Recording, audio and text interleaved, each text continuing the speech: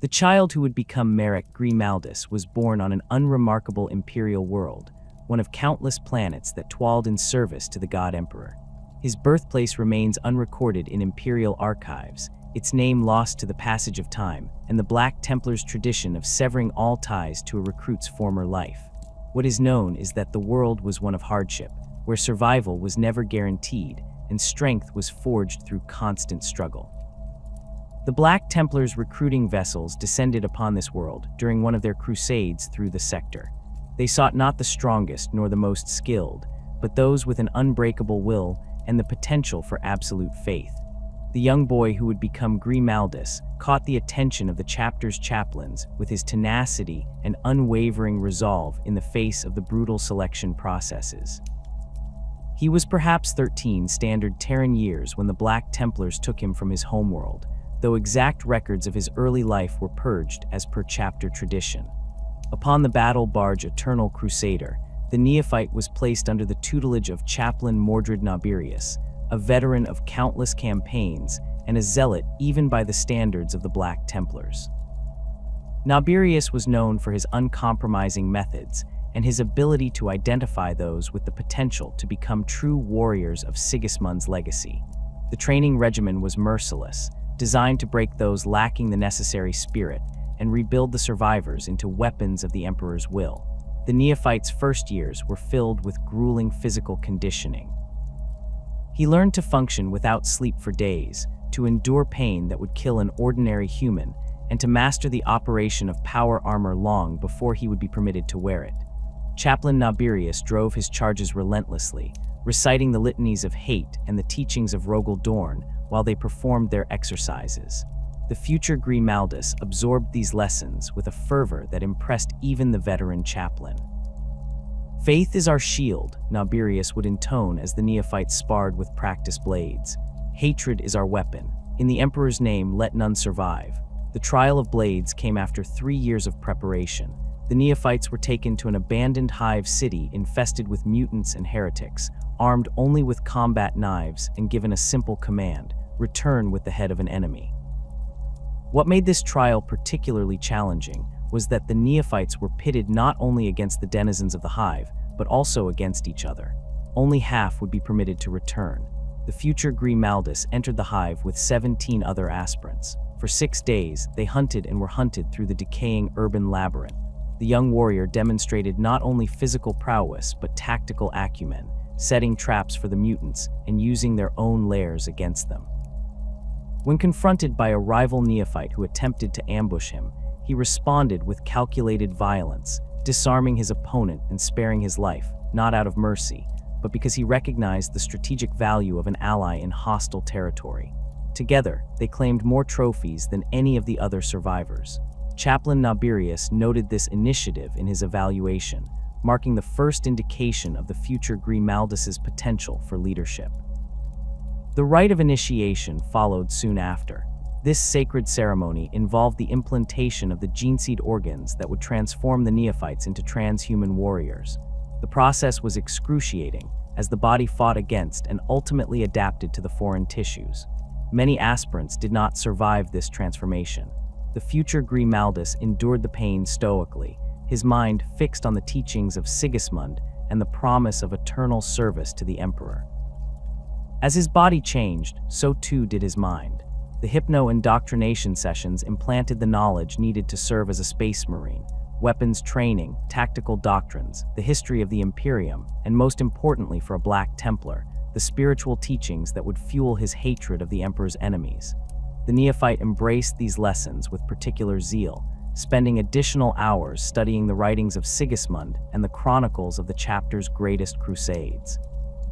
Chaplain Grimaldus recognized this devotion and began to take a personal interest in the neophyte's spiritual development.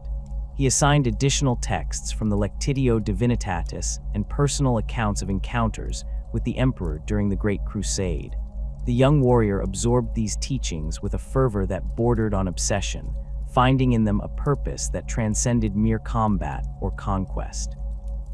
After 5 years as a neophyte, he completed his final trial, a solo hunt against a particularly dangerous Xenos creature that had been terrorizing an Imperial mining colony. Armed with only a chainsword and bolt pistol, he tracked the beast through the mining tunnels for 3 days before finally confronting it in its lair. The battle was brutal, leaving him with scars he would carry for the rest of his life, but he emerged victorious, dragging the creature's massive head back to the waiting Thunderhawk. Upon his return to the fleet, he was formally inducted as a full battle brother of the Black Templars Chapter. It was then that he received the name that would one day echo across battlefields throughout the Imperium, Merek Grimaldus. The name was chosen to reflect both his grim determination and his unwavering devotion to the chapter's cause. As a newly initiated battle brother, Grimaldus was assigned to a crusade force under Marshal Tyborch, a veteran commander known for his tactical brilliance and his preference for close-quarters combat. Tyborch led a force of over 400 battle brothers, pursuing an ongoing campaign against Orc forces in the Ultima Segmentum. Grimaldus served initially as part of a tactical squad, where he distinguished himself with his disciplined bolter fire and his unwavering courage in the face of overwhelming odds. During the campaign to reclaim the mining world of Kelthorn, Grimaldus's squad was cut off from the main force when Orc reinforcements arrived unexpectedly. Rather than retreat, the young battle brother rallied his brothers and led a daring assault on the Orc command position. The success of this action allowed the Black Templars to turn what might have been a defeat into a decisive victory. Marshal Tyborch recognized Grimaldus's potential and marked him for advancement. Over the next decade, Grimaldus participated in dozens of campaigns across multiple sectors, from suppressing human rebellions to combating Eldar corsairs and Tyrannid splinter fleets. With each battle, his reputation grew, as did his hatred for the enemies of mankind. He became known for his unwillingness to retreat, regardless of the odds, and for the inspirational effect his presence had on his battle brothers. His devotion to the Emperor and to the ideals of Sigismund became increasingly pronounced during this period. Between campaigns, while other battle brothers might engage in training or equipment maintenance, Grimaldus could often be found in the chapter's reliquary, studying ancient texts or meditating before the relics of fallen heroes. He began to incorporate elements of the chaplain's rituals into his pre-battle preparations, leading his squad in prayers and litanies before each engagement. This spiritual leadership did not go unnoticed.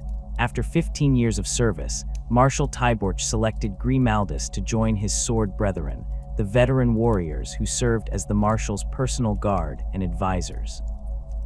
This was a significant honor, recognizing both his combat prowess and his embodiment of the chapter's ideals. As one of the sword brethren, Grimaldus had the opportunity to witness firsthand the strategic decisions that guided the crusade. He absorbed these lessons eagerly, recognizing that true service to the Emperor required not just courage and faith, but also the wisdom to apply these qualities effectively. He began to develop his own approach to warfare, one that combined the Black Templars' traditional aggression with a keen understanding of when to strike for maximum effect. During the purging of Hive Vulcan, Grimaldus led a strike force of sword brethren against a genestealer cult that had infested the upper levels of the Hive city. The operation was complicated by the presence of millions of uninfected civilians, whom the Black Templars were duty-bound to protect if possible. Grimaldus devised a strategy that involved targeted strikes against cult leaders, followed by the deployment of Imperial Guard forces to secure cleared areas. This approach minimized civilian casualties while still achieving the complete eradication of the Xenos taint. Marshal Tyborch commended Grimaldus for this action, noting that he had displayed a level of strategic thinking unusual for one so relatively young. This campaign also marked Grimaldus's first significant interaction with the common people of the Imperium since his recruitment. The gratitude of the Hive's population made a lasting impression on him, reinforcing his belief in the sacred duty of the Adeptus Astartes to protect humanity. This period also saw Grimaldus develop the rigid adherence to doctrine that would later become one of his defining characteristics. While some within the chapter occasionally questioned the more extreme interpretations of Sigismund's teachings, Grimaldus embraced them fully. He saw no contradiction between the High Marshal's strategic directives and the ancient traditions, believing that any apparent conflict must stem from a failure to properly understand the wisdom of their forebears. This doctrinal rigidity occasionally brought him into conflict with battle brothers who favored a more pragmatic approach. During the campaign against the heretical Scalathrax rebellion, Grimaldus argued strongly against the use of covert operations, insisting that the chapter's warriors should engage the enemy openly, as befitted warriors of the emperor. Marshal Tyborch ultimately sided with the more practical approach, but he noted Grimaldus's objections with respect rather than dismissal. As his 30th year of service approached, Grimaldus had established himself as one of the most promising warriors in Marshal Tyborch's crusade fleet. His combat record was exemplary, with confirmed kills against every major enemy of the Imperium. His leadership abilities had been proven in numerous actions, and his faith in the Emperor and devotion to the chapter's ideals were beyond question. What set him apart, however, was the way he had begun to inspire those around him, not just through his actions in battle, but through his absolute conviction in the righteousness of their cause. The assignment came without ceremony. Merek Grimaldus, now elevated to the rank of Reclusiarch following the death of his mentor Mordred Nabirius, received his orders directly from High Marshal Helbrecht aboard the Eternal Crusader. The Third War for Armageddon had begun, with the greenskin hordes of Gaz Kulmag Uruk Thraka returning to the world they had nearly conquered decades earlier. This time, the Orc warlord had brought an even larger Wa, and the Imperium's response was equally massive.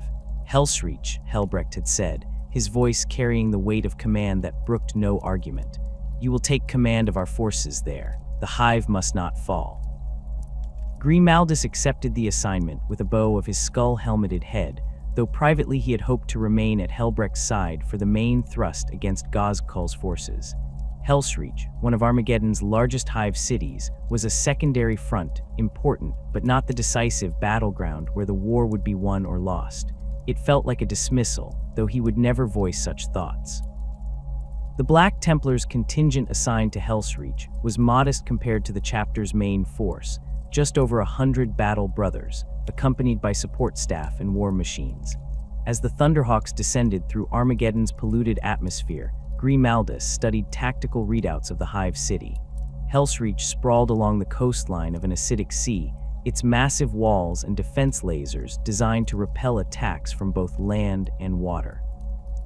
Home to over 5 million Imperial citizens, it was a vital manufacturing center for the planet, producing everything from basic ammunition to Leman Russ battle tanks. The Thunderhawks touched down at the primary military spaceport, where Colonel Saren of the Armageddon Steel Legion awaited. The Imperial Guard officer's face was hidden behind a rebreather mask, standard equipment on this toxic world, but his body language conveyed clear relief at the Astartes' arrival. Reclusiarch, Saren said, saluting. The Emperor sends his angels when we need them most. The Orcs have made planetfall 70 kilometers to the east. Our scouts report they're moving fast, 3 days, perhaps 4, before they reach our walls. Grimaldus nodded, taking in the information without comment. The Steel Legion were veteran Orc fighters, having faced these foes in the previous war. Their experience would be valuable, but he knew from the briefings that Helsreach's defenses relied heavily on poorly trained militia forces, factory workers and civilians given basic weapons training and expected to defend their homes. His first act upon establishing command was to visit the Temple of the Emperor Ascendant. The massive cathedral stood at the heart of Helsreach, its spires reaching higher than any other structure in the hive save for the planetary defense lasers. Built to commemorate the Emperor's victory during the Great Crusade, it had stood for thousands of years as a symbol of imperial might and devotion. The temple's Ministorum priests greeted Grimaldus with appropriate reverence. The head cleric, a withered man named Sebastus, led him through the cavernous main sanctuary, where thousands of citizens were gathered in prayer. They come seeking comfort, Sebastus explained. News of the Orc landing has spread. Many remember the last war. Grimaldus surveyed the masses of kneeling civilians. Their fear was palpable, a miasma as thick as the toxic air outside the hive's walls. Fear was natural, even useful when properly channeled, but left unchecked it would turn to panic when the first Orc shells struck the city. This temple will stand, Grimaldus stated, his augmetic enhanced voice carrying through the vast chamber. I have come to ensure it. The preparations for Helsreach's defense consumed the next 3 days. Grimaldus divided his forces strategically, placing small squads of Astartes at critical defensive points where they could bolster the Imperial Guard and militia. The Steel Legion's armor divisions were positioned to respond to breaches, with clear lines of fire established through the city's main thoroughfares. Demolition charges were placed at key intersections. If parts of the city had to be sacrificed to create kill zones, so be it. Throughout these preparations, Grimaldus made his presence known. He walked the walls with the Steel Legion officers, inspected militia formations, and led prayer services at the temple each evening. His skull helm and black armor became a familiar sight to the defenders, a tangible reminder that the Emperor's finest stood with them. The Orc assault began at dawn on the fourth day, exactly as the scouts had predicted. A green tide flowed across the ashen plains toward Helsreach, vehicles of scavenged metal belching black smoke as they carried the vanguard of the attack.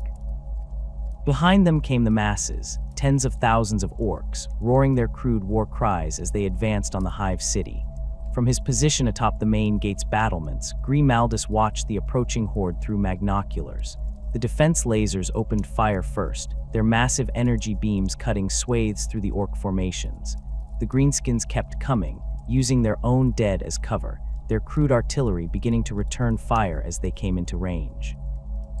"They will strike hardest here," Grimaldus told Colonel Saren, indicating the main gate, "and along the harbor wall, the rest is misdirection." The colonel nodded grimly. "My men are ready, Reclusiarch." The first wave broke against Helsreach's walls like a green ocean against unyielding rock. Orc bodies piled beneath the battlements as the defenders poured fire into their ranks. Grimaldus moved along the wall, his Crozius Arcanum raised high, his words cutting through the din of battle to steady the militia troops when they wavered. For 3 days, the pattern continued, massive assaults followed by brief lulls as the orcs regrouped. The defenders held, though at great cost. The militia suffered heavy casualties, unused to the horrors of combat against such savage foes. The Steel Legion performed better, their discipline holding even when orc breakthroughs forced them into desperate close-quarters fighting. On the fourth day, the nature of the battle changed. A massive orc submersible emerged from the acidic sea, disgorging hundreds of greenskins directly into the harbor district. Simultaneously, a concentrated artillery barrage targeted the main gate, collapsing sections of the wall and allowing the orcs to pour into the outer districts of the hive. Grimaldus led the counterattack personally, gathering his scattered Astartes into a strike force that cut through the orc advance like a power sword through flesh. The Black Templars' fury was terrible to behold, each battle brother worth dozens of greenskins in combat. Yet for each orc that fell, 3 more took its place. The sheer weight of numbers began to tell. As the 6th day of battle dawned, Grimaldus made a strategic decision. The outer districts were lost. The defense would consolidate around the Temple of the Emperor Ascendant and the central hive. The Steel Legion's remaining armor would form a perimeter, with the militia establishing layered fallback positions throughout the surrounding hab blocks. "We hold until reinforcements arrive," he informed his battle brothers. "Every hour we keep the greenskins occupied here is an hour they cannot support their forces against the High Marshal's offensive." The temple became the heart of the defense, both strategically and spiritually. Its thick rockcrete walls had been designed to withstand bombardment, and its elevated position provided excellent fields of fire. More importantly, it served as a symbol. As long as the temple stood, Helsreach had not fallen. Grimaldus established his command post in the temple's main sanctuary, where Sebastus and his priests continued to minister to the wounded and the civilians who had sought refuge within the sacred walls. The Reclusiarch approved this use of the holy site. The emperor protected his people, and now his people would protect his temple. The orc siege intensified as they sensed the defenders' consolidation. Massive artillery pieces, cobbled together from scavenged machinery, pounded the temple's walls day and night. Waves of greenskins tested the perimeter, probing for weaknesses. Grimaldus rotated his forces constantly, ensuring that no section of the defense was left undermanned for long. On the 10th day, an orc warboss leading a contingent of heavily armored knobs breached the eastern barricade. Grimaldus met them in the temple's outer courtyard, his Crozius Arcanum crackling with energy as he waded into the massive greenskins. The Reclusiarch fought with cold fury, each blow precise and devastating. When his weapon shattered the warboss's skull, the remaining orcs faltered momentarily, long enough for the Steel Legion to seal the breach with concentrated fire.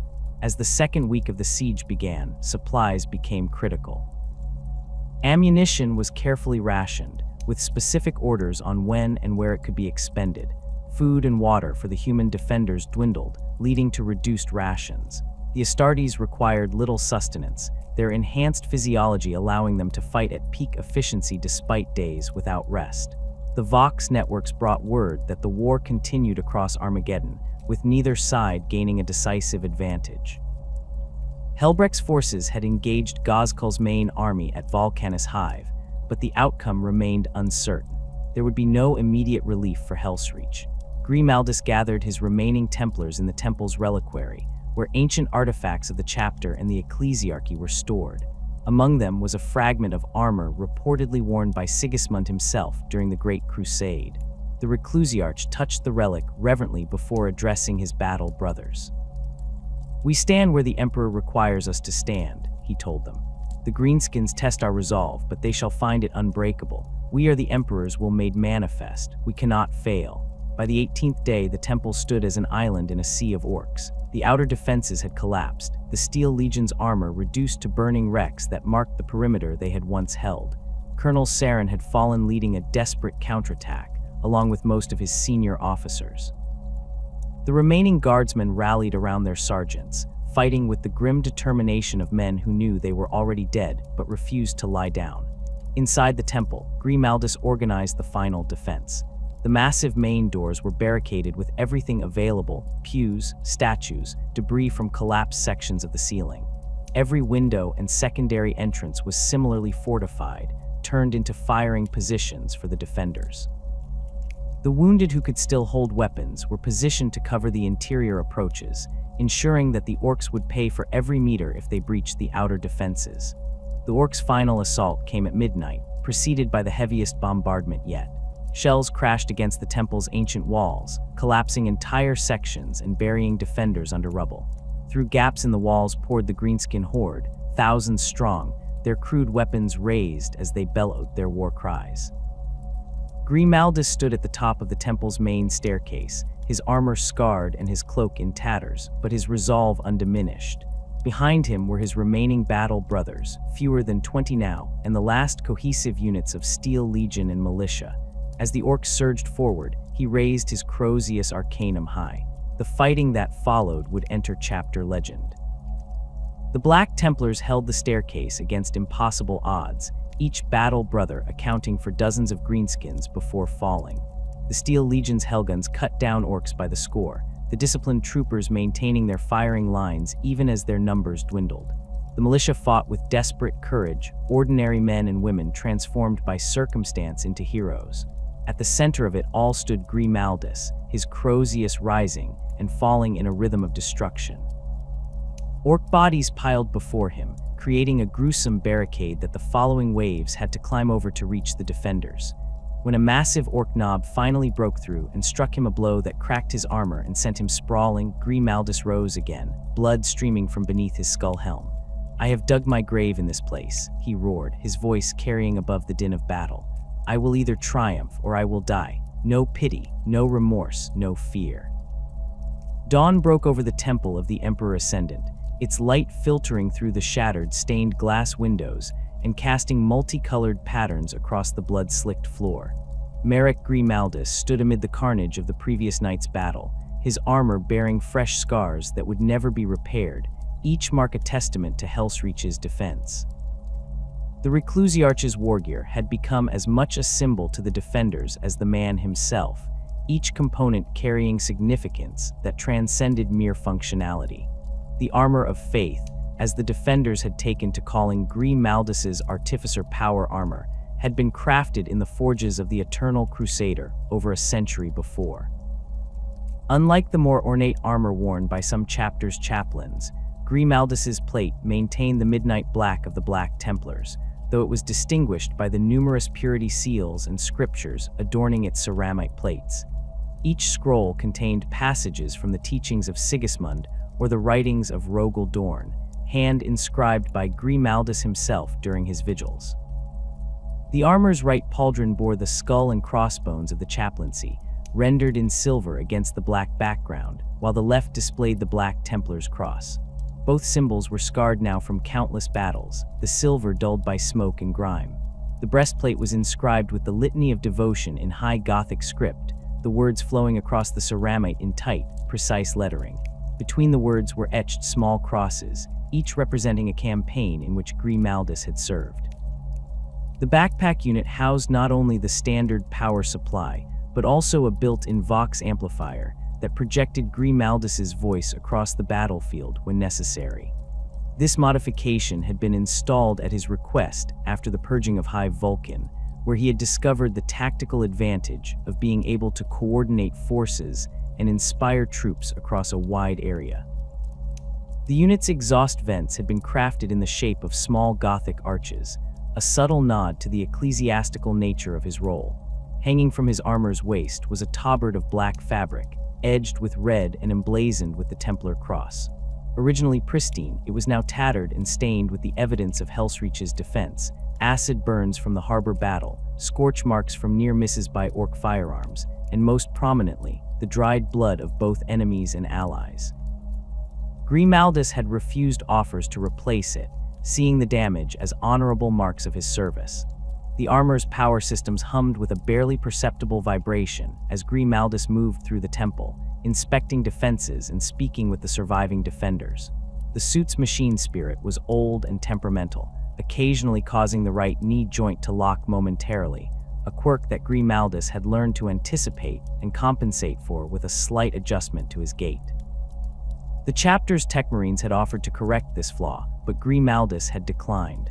The armor's machine spirit had served faithfully for decades. Its idiosyncrasies were to be respected, not eliminated. Most distinctive among Grimaldus's wargear was his Crozius Arcanum, known among the Black Templars as the Emperor's Will. The weapon served as both his badge of office and his primary implement of destruction on the battlefield. Its shaft was forged from adamantium, inscribed with prayers and oaths of moment from significant battles in his service. The haft was wrapped in black leather, worn smooth from years of use, providing a secure grip even when slick with blood. The head of the Crozius was shaped in the traditional skull design of the chaplaincy, though the Black Templars variant was more angular and aggressive than those of many chapters. The skull's eyes housed small power field generators that, when activated, caused the entire head to crackle with disruptive energy capable of tearing through the toughest armor. The teeth of the skull were individually cast from sanctified silver, each one representing one of the original high chaplains who had served under Sigismund during the founding of the chapter. The Emperor's will had been passed to Grimaldus by Mordred Nabirius upon his elevation to the rank of chaplain, though not the skull that now adorned it. That had come later, when Nabirius fell during the purging of Cathar. As per tradition, the head of the Crozius was removed and interred with its wielder, while the shaft was passed to his successor. Grimaldus had commissioned the new skull head himself, incorporating small fragments of Nabirius's battle armor into the casting, as a mark of respect and continuity. The weapon had served Grimaldus in countless engagements, from the surgical precision required in boarding actions against heretic vessels to the brutal close quarters fighting of Helsreach. Its power field had shorted temporarily during the battle for the temple's main staircase, after being submerged in orc blood for too long. Grimaldus had continued fighting, using the deactivated Crozius as a simple bludgeon until he could fall back momentarily to reset the field generators. The weapon bore a new dent on its shaft from this incident, a reminder of adaptation in the face of adversity. Perhaps the most significant piece of Grimaldus's wargear was the skull helm of Mordred Nabirius, which he had worn since his elevation to Reclusiarch. Unlike his armor and Crozius, which were symbols of his office, the helm was a direct connection to his mentor and a tangible link in the chain of tradition that stretched back to the chapter's founding. The helm was not actually crafted from a human skull, despite appearances. It was forged from a specialized ceramite composite, designed to mimic the appearance of bone while providing superior protection. The surface was a pale ivory color, though years of service had darkened certain areas, particularly around the eye lenses and respiratory grills. Small chips and scratches marked its surface, each one a record of a blow that might have killed a lesser warrior. The eye lenses glowed a deep red when powered, the color chosen deliberately to evoke both the fires of zealotry and the blood spilled in the Emperor's name. The helm's internal systems included enhanced auto-senses that provided Grimaldus with detailed battlefield information, including target identification, range finding, and environmental analysis. The Vox grill was shaped to resemble clenched teeth, with hidden micro-beads that could filter his voice into a terrifying mechanical growl when addressing enemies or a clear, commanding tone when speaking to allies. Inside the helm, barely visible when Grimaldus removed it, was a small inscription in flowing script. "Faith is strongest in the darkest hour." These words had been engraved by Nabirius himself, positioned so that only the wearer would see them, a private reminder of duty that passed from chaplain to chaplain along with the helm itself. Nabirius had fallen during the final push to cleanse the palace of the heretic governor of Cathar. A plasma blast had caught him directly in the chest, burning through his armor and into his primary heart. Grimaldus had been at his side, holding off the governor's bodyguards as the old chaplain used his final moments to remove his skull helm and press it into his protege's hands. The helm still bore a small scorch mark on its right temple from that battle, deliberately preserved as a reminder of Nabirius's sacrifice. The helm had proven its worth countless times during the defense of Helsreach. Its enhanced visual systems had allowed Grimaldus to coordinate defenses even through the thick smoke that filled the temple after artillery strikes. The respirator had filtered out the toxic fumes when sections of the harbor district burned, allowing him to lead rescue operations when others would have been overcome. Most importantly, the sight of the skull helm moving along the defensive lines had become a powerful symbol to the beleaguered defenders, a reminder that death itself fought on their side. Less immediately visible, but no less significant, were the chains of Black Crusade that Grimaldus wore beneath his armor. These chains were not decorative but symbolic, each link forged from metal, recovered from battlefields where the Black Templars had lost brothers to the enemies of mankind. The tradition dated back to the earliest days of the chapter, when Sigismund himself was said to have worn chains to represent his oaths of moment. Grimaldus's chains included links from dozens of campaigns, a segment of hull plating from the strike cruiser Immortal Faith, destroyed during the Torment Crusade, a link crafted from the melted-down chainsword of Brother Athelstan, who fell defending Hadrach Tor from the Tau, a section made from the armor of Chaplain Nabirius himself. Each link was inscribed with the name of the fallen brother or the designation of the lost vehicle or vessel it commemorated. The chains were not worn for penance, as some misunderstood, but as reminders of obligation. Each link represented a debt that could never be repaid except through unwavering service and the destruction of the Emperor's enemies. Grimaldus would occasionally grasp these chains during his private devotions, reciting the names associated with each link and renewing his vows to honor their sacrifices. During the defense of Helsreach, Grimaldus had added 3 new links to his chains, one for each of his battle brothers who had fallen during the first week of fighting. The metal had been harvested from their armor by the chapter's tech marines, then purified and forged in a small portable furnace that Grimaldus carried specifically for this purpose. The ritual of adding a link was conducted in private, accompanied by prayers and litanies that lasted through the night. The chains clinked softly beneath his armor as he moved, a sound audible only to his enhanced hearing.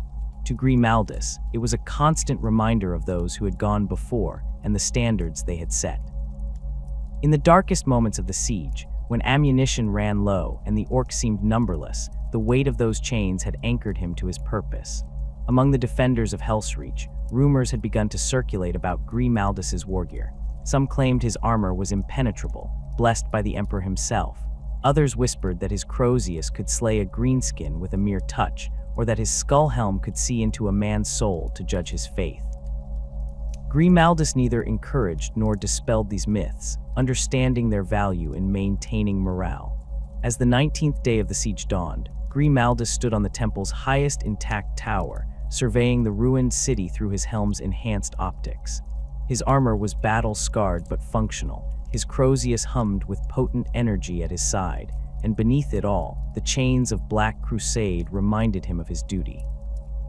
These were not merely tools or symbols, they were extensions of his will and faith, as much a part of him as his enhanced physiology or his unwavering belief in the Emperor's divine purpose. In the distance, orc vehicles were gathering for what would likely be another assault. Grimaldus checked his weapons one final time, a ritual performed countless times over decades of service. Whatever came, he would meet it as he had met every challenge, with faith in the Emperor, hatred for his enemies, and the accumulated wisdom of those who had walked this path before him. Merek Grimaldus's relationship with High Marshal Helbrecht began long before the Siege of Helsreach. Their first meeting occurred shortly after Grimaldus's elevation to the rank of Chaplain, when Helbrecht was still serving as Marshal of the Damaris Crusade. The young chaplain had been assigned to Helbrecht's force as a replacement for losses suffered during the purging of the Shatterthorn sector. Helbrecht had regarded the newly minted chaplain with the critical eye of a commander assessing an untested asset, noting both his zeal and his rigid adherence to the chapter's traditions. "You follow Nabirius's teachings closely," Helbrecht had observed after watching Grimaldus conduct the rites of battle before an engagement against Dark Eldar raiders. It wasn't a criticism, merely an assessment. Helbrecht himself had been tutored by different mentors, ones who emphasized tactical flexibility alongside devotion to Sigismund's legacy. This fundamental difference in approach would characterize their professional relationship for decades to come. Where Helbrecht was pragmatic, willing to adapt ancient doctrines to meet new threats, Grimaldus remained a staunch traditionalist who saw the chapter's founding principles as immutable. This created a natural tension between them, but also a balance that served the chapter well. When Helbrecht ascended to the position of High Marshal following the death of his predecessor during the Vinculus Crusade, one of his first acts was to confirm Grimaldus as Reclusiarch. The decision surprised some within the chapter's hierarchy, who had expected Helbrecht to elevate a chaplain more aligned with his tactical philosophy. Instead, the High Marshal recognized the value of having a spiritual leader who would maintain the chapter's traditions even as its military doctrine evolved to meet new challenges. Within the Black Templars command structure, the Reclusiarch held a position of considerable influence. While not part of the direct chain of command that ran from High Marshal through the various marshals who led individual crusade fleets, Grimaldus served as the chapter's spiritual compass, responsible for maintaining doctrinal purity and ensuring that every battle brother remained true to the ideals of Sigismund. This gave him authority that transcended conventional military hierarchy. A marshal might command a crusade fleet, but the Reclusiarch could judge whether that marshal's actions upheld the chapter's spiritual tenets. Grimaldus took this responsibility with characteristic seriousness. He established a program requiring all newly elevated chaplains to undertake a pilgrimage to significant sites in the chapter's history before assuming their duties.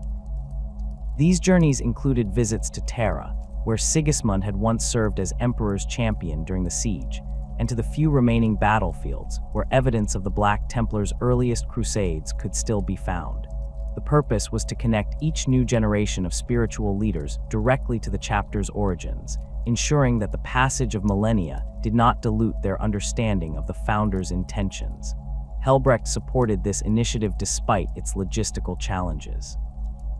The High Marshal recognized that while tactical doctrines might need to evolve, the spiritual foundation of the chapter must remain constant. This marked one of the first instances where the complementary nature of their leadership styles benefited the chapter as a whole. Their working relationship was tested during the Armageddon campaign, when Helbrecht made the decision to divide the chapter's forces between multiple fronts. Grimaldus had argued against this dispersal, citing Sigismund's teachings on the concentration of force. The High Marshal had listened respectfully but ultimately overruled him, explaining that the strategic situation demanded the Black Templars' presence at several critical locations simultaneously. Sigismund fought in a different age, Helbrecht had stated. We honor his memory by winning victories, not by adhering to methods that no longer serve our purpose. Grimaldus accepted this decision with outward stoicism, though those close to him noted his displeasure. Nevertheless, he followed orders and led the defense of Helsreach with the same determination he would have shown had he agreed with the strategy. This exemplified another aspect of their relationship. While Grimaldus might question Helbrecht's decisions in private, he never undermined the High Marshal's authority once a course was set. Following the Third War for Armageddon, Grimaldus's stature within the chapter increased substantially. His defense of Helsreach had become legend, inspiring battle brothers across all Crusade fleets. Helbrecht recognized the value of this inspiration and began to include Grimaldus more frequently in his personal command group during major campaigns. The Reclusiarch accompanied the High Marshal during the Crusade of Wrath against the Orc Empire of Warboss Gazkul in the Ghoul Stars. This campaign, launched as a direct response to the devastation wrought on Armageddon, saw the Black Templars pursuing the Greenskin warlord across multiple sectors. Grimaldus served not only as spiritual leader, but as a tactical advisor, his experience at Helsreach providing valuable insights into Orc battle strategies. During this crusade, Helbrecht's flagship was ambushed by a massive Orc fleet near the Shibboleth Nebula. As boarding torpedoes slammed into the Eternal Crusader's hull, Grimaldus organized the defense of the vessel's key systems. The Reclusiarch led a counter-boarding action that drove the Greenskins back to their entry points, his Crozius claiming the heads of 3 Orc knobs who had penetrated as far as the engine decks. This action saved not only the flagship, but potentially the High Marshal himself, who had been cut off from his command squad during the initial assault. The incident strengthened the bond between the two leaders, demonstrating that despite their philosophical differences, each could rely absolutely on the other in moments of crisis.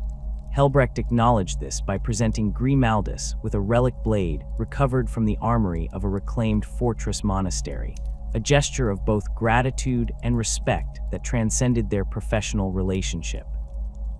As the Crusade of Wrath continued, Grimaldus found himself increasingly serving as a voice of caution in Helbrecht's war councils. The High Marshal's hatred for Gazkul occasionally led him to consider strategies that prioritized vengeance over tactical soundness. In these moments, it fell to Grimaldus to remind Helbrecht of the chapter's broader responsibilities. "Our oath is to the Emperor, not to personal satisfaction," Grimaldus stated during one particularly heated council. Sigismund taught that vengeance must be subordinate to duty. This was a rare instance where Grimaldus invoked the chapter's founder to argue against aggression rather than for it.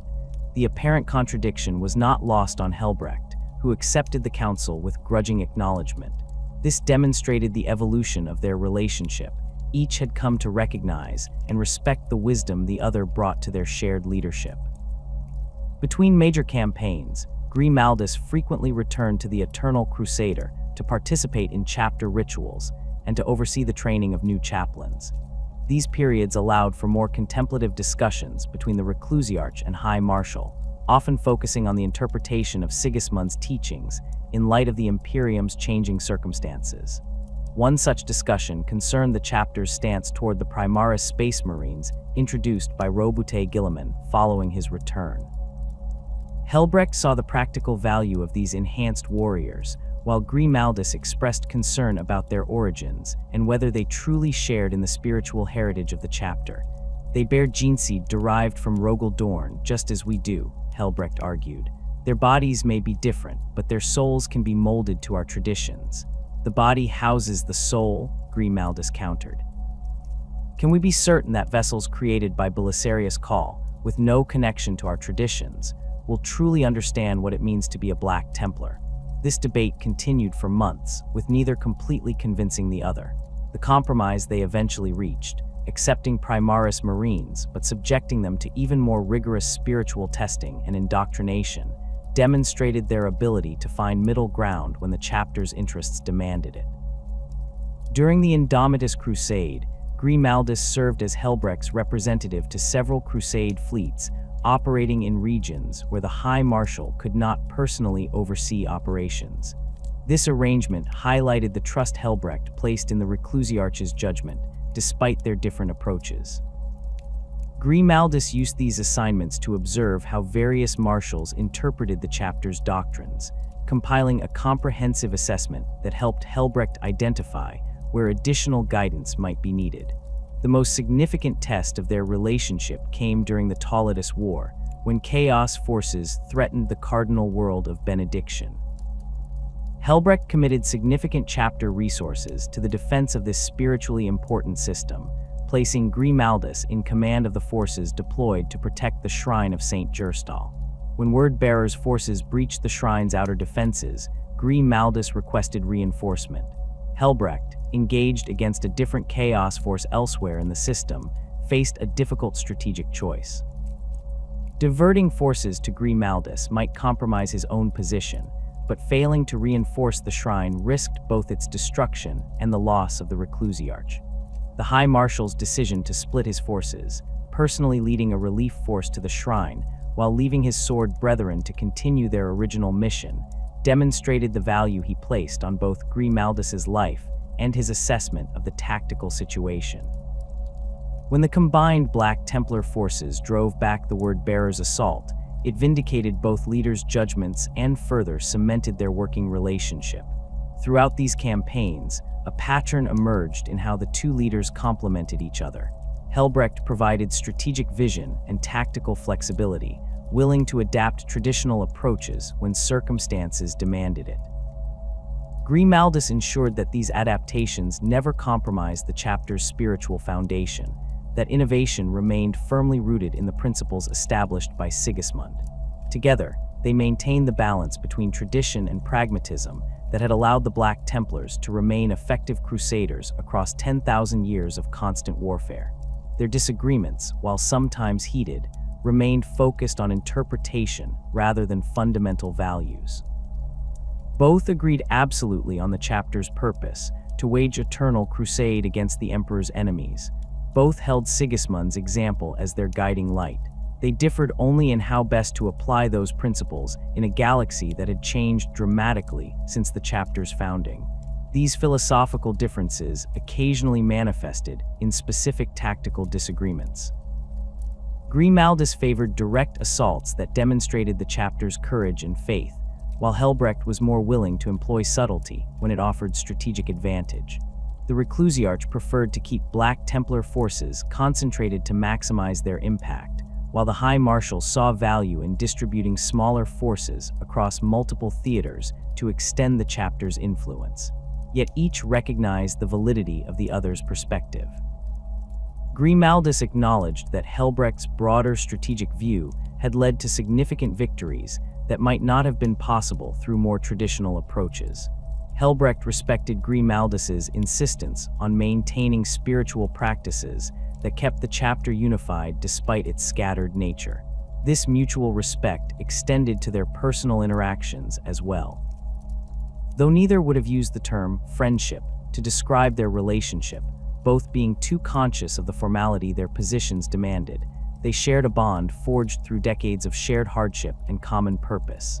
Each knew the other's mind well enough to anticipate reactions and adjust their approach accordingly.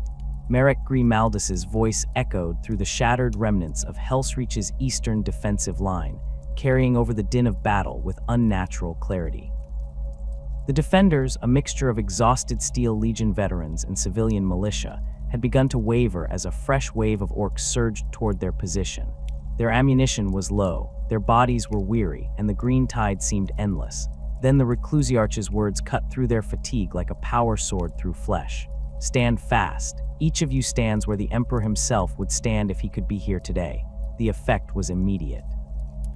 Guardsmen who had been considering retreat stiffened their spines and readjusted their grips on their lasguns. Civilians who had never held weapons before the siege found new reserves of courage. The wavering line solidified, and when the orcs hit, they found not broken prey but a wall of determined resistance. This was far from the first time Grimaldus had turned a potential rout into a successful defense through the power of his oratory alone. The Reclusiarch's ability to inspire those around him had been evident even during his early years as a chaplain, but it was during the Helsreach campaign that this talent was honed into a weapon as potent as his Crozius Arcanum. Grimaldus's approach to battlefield oratory differed significantly from the traditional methods employed by many Space Marine chaplains. Where others relied primarily on memorized litanies and ancient battle prayers, Grimaldus had developed a more adaptive style that responded directly to the immediate circumstances. He could sense the specific fears gripping those under his command and address them precisely, tailoring his words to cut through doubt and ignite determination. This talent had not emerged fully formed. During his early years as a chaplain, Grimaldus had struggled with the more inspirational aspects of his role. His natural inclination towards stoic discipline made it difficult for him to connect emotionally with those he led. Chaplain Nabirius had recognized this limitation and pushed his protege to study not just the canonical texts of the imperial creed and the chapter's traditions, but also historical accounts of great leaders throughout imperial history. Grimaldus had initially resisted, seeing such study as peripheral to his primary duties. "Words are wind," he had told Nabirius. "Actions are what inspire men. Actions inspire only those who witness them," Nabirius had countered. "Words can travel beyond sight, carrying inspiration to those who might never see your blade strike." The turning point came during the campaign against the heretics of the Scalathrax Rebellion. Assigned to oversee a combined force of Black Templars and Imperial Guard units, Grimaldus found himself in a situation where the guardsmen's morale was collapsing after a series of brutal defeats. Rather than simply exhorting them to fight harder or threatening punishment for failure, he gathered the regiment's officers and spoke to them of specific battles from their unit's history, victories against impossible odds that had earned them battle honors centuries before. The effect was remarkable.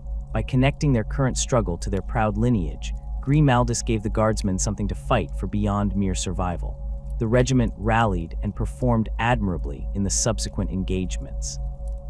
This success taught Grimaldus a valuable lesson about the power of context and personal connection in motivation. Following this experience, Grimaldus began to study the art of oratory more seriously. He reviewed recordings of speeches by renowned imperial leaders, from Lord Solar Macharius to Sebastian Thor. He analyzed the structure of their addresses, noting how they built emotional crescendos and employed rhetorical techniques to maximize impact. Though he would never admit it openly, he even studied the methods of notable Xenos leaders whose words had inspired fanatical loyalty among their followers.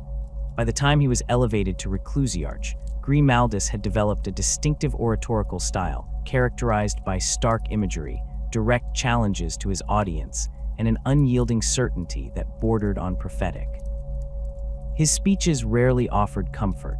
Instead, they acknowledged the horror of the situation while framing it as an opportunity for glory and service to the Emperor. At Helsreach, this ability evolved from a useful skill into a critical strategic asset. The defenders of the Hive city included not just hardened Steel Legion veterans, but also factory workers, administrators, and civilians with minimal combat training. These ordinary Imperial citizens had no transhuman physiology to sustain them through days of constant battle, no hypno-indoctrination to shield their minds from the horror of facing the greenskin horde. They had only their faith in the Emperor and their trust in those leading them. Recognizing this, Grimaldus began to incorporate regular addresses into the defense strategy. Each morning and evening, he would speak to the defenders, either in person at key defensive positions or through the Vox network to reach those stationed throughout the city. These were not simply generic exhortations, but carefully crafted messages that acknowledged specific challenges and celebrated particular victories, however small. When ammunition began to run low in the southern quadrant, Grimaldus spoke not of sacrifice or duty, but of precision and economy of force. "Each shot must find its mark," he told the defenders. "The Emperor guides your aim. One lost bolt, one dead greenskin. Make them pay in blood for every meter they advance." When exhaustion threatened to overcome the human defenders after days without proper rest, he reminded them of the civilians sheltering behind their lines. "Your fatigue is nothing compared to their terror. Stand for one more hour and then another. Each minute you hold is a minute they live." The physical aspects of Grimaldus's oratory were as important as the content of his speeches. The Reclusiarch had modified his armor's Vox projectors to amplify his voice beyond normal parameters, allowing him to be heard clearly even over the cacophony of battle. The system included harmonic enhancers that added a subtle resonance to his words, creating an almost hypnotic quality that helped them penetrate the listener's consciousness. The skull helm he wore added to this effect, transforming his voice into something both inhuman and profoundly authoritative. The helm's Vox grill was designed to filter out certain frequencies while enhancing others, resulting in a distinctive timbre that became instantly recognizable to the defenders. The mere sound of Grimaldus's voice became a signal that help had arrived, that the Emperor's attention was focused on their struggle.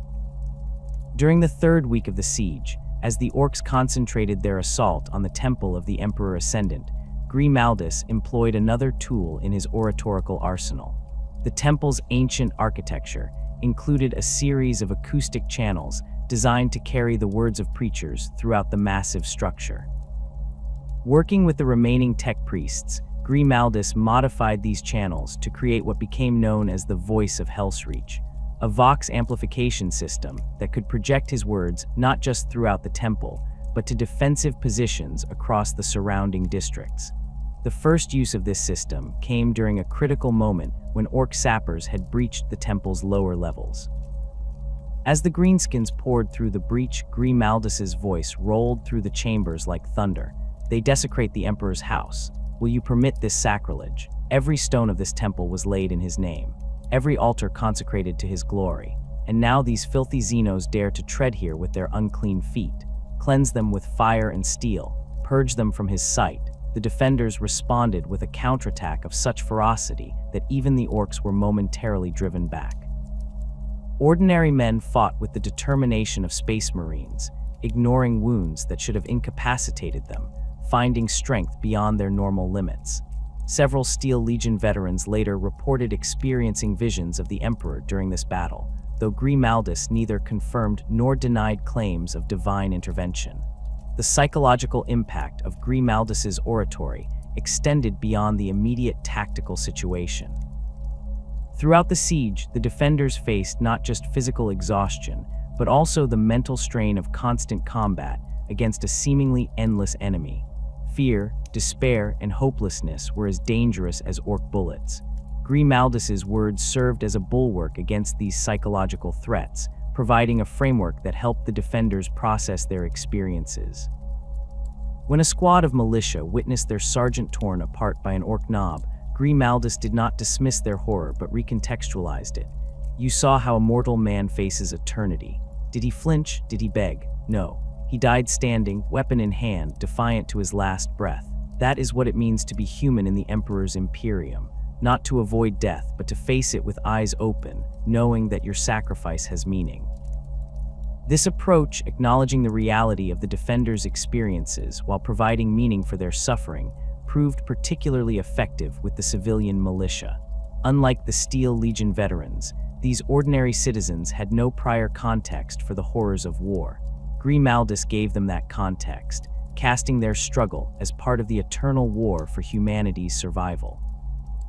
As the siege progressed and casualties mounted, Grimaldus began to incorporate elements of funerary rites into his addresses. Rather than allowing the defenders to be demoralized by their losses, he transformed each death into a sacred sacrifice. Names of the fallen were recited in solemn litanies, their deeds, however minor, elevated to exemplars of imperial devotion. This practice culminated in what later became known as the Sermon of Fire, delivered as the temple's southern wing burned following an orc artillery strike. Standing before the conflagration, his armor silhouetted against the flames, Grimaldus spoke of purification through suffering and rebirth through destruction. The fire, he told the defenders, was not consuming the temple, but cleansing it, burning away weakness and leaving only faith behind. The sermon was recorded by a remembrancer attached to the Steel Legion command staff, and later distributed throughout the Armageddon war zone. It became a touchstone for Imperial forces across the planet, with copies transmitted to defensive positions facing similar desperate circumstances. Some ecclesiarchy scholars later claimed to detect subtle psychic harmonics in the recording, though such claims were never officially acknowledged by the Black Templars. Beyond the immediate tactical applications, Grimaldus's oratory served a broader strategic purpose. By maintaining the morale of Helsreach's defenders, he ensured that the orc forces committed to the siege remained tied down, unable to reinforce Gozkul's main offensive against other targets. Each day, the hive city held represented thousands of greenskins who couldn't be deployed elsewhere, a fact that Grimaldus emphasized repeatedly to the defenders. The Helsreach's reputation spread beyond Helsreach as the war progressed. Vox operators began intercepting and recording his addresses, sharing them with other Imperial forces. Steel Legion officers reported improved morale among units that had heard Grimaldus's words, even those stationed hundreds of kilometers from the embattled Hive city. The psychological effect was so pronounced that some commissars began playing recordings before particularly difficult operations. Inquisitor Horst, present on Armageddon to monitor potential chaos influence during the invasion, noted this phenomenon in his reports to the Ordo Hereticus. While careful not to suggest anything improper, he observed that Grimaldus's speeches appeared to have an impact disproportionate to their content, particularly on non-augmented humans. This observation led to a brief investigation, which concluded that the effect was a natural result of the Helsreach's charisma, combined with the desperate circumstances rather than any prohibited psychic influence. For Grimaldus himself, the development of his oratorical skills represented not just a tactical tool, but a deeper understanding of his role as Helsreach. The Black Templars, unlike many chapters, embraced the Imperial Creed's veneration of the Emperor as a god. As the chapter's spiritual leader, Grimaldus was not merely a battlefield motivator, but a true priest, responsible for the souls under his care as well as their martial prowess. This realization manifested in subtle shifts in his addresses as the siege continued. While his early speeches focused primarily on duty, honor, and hatred of the enemy, his later orations incorporated more explicit theological elements, discussions of martyrdom, salvation, and the Emperor's divine plan. He began to speak not just as a military leader, but as a true intermediary between the defenders and their god, interpreting their suffering as part of a greater purpose. Throughout the defense of Helsreach, Merek Grimaldus was never truly alone. While the burden of spiritual leadership fell squarely on his shoulders, the tactical command was shared with several notable Black Templars who fought alongside him. Among these brothers in black, none was more significant than Jurigen, who served as the Emperor's champion during the Armageddon campaign. The relationship between Grimaldus and Jurigen had begun years before, during the cleansing of the Shatterthorn sector.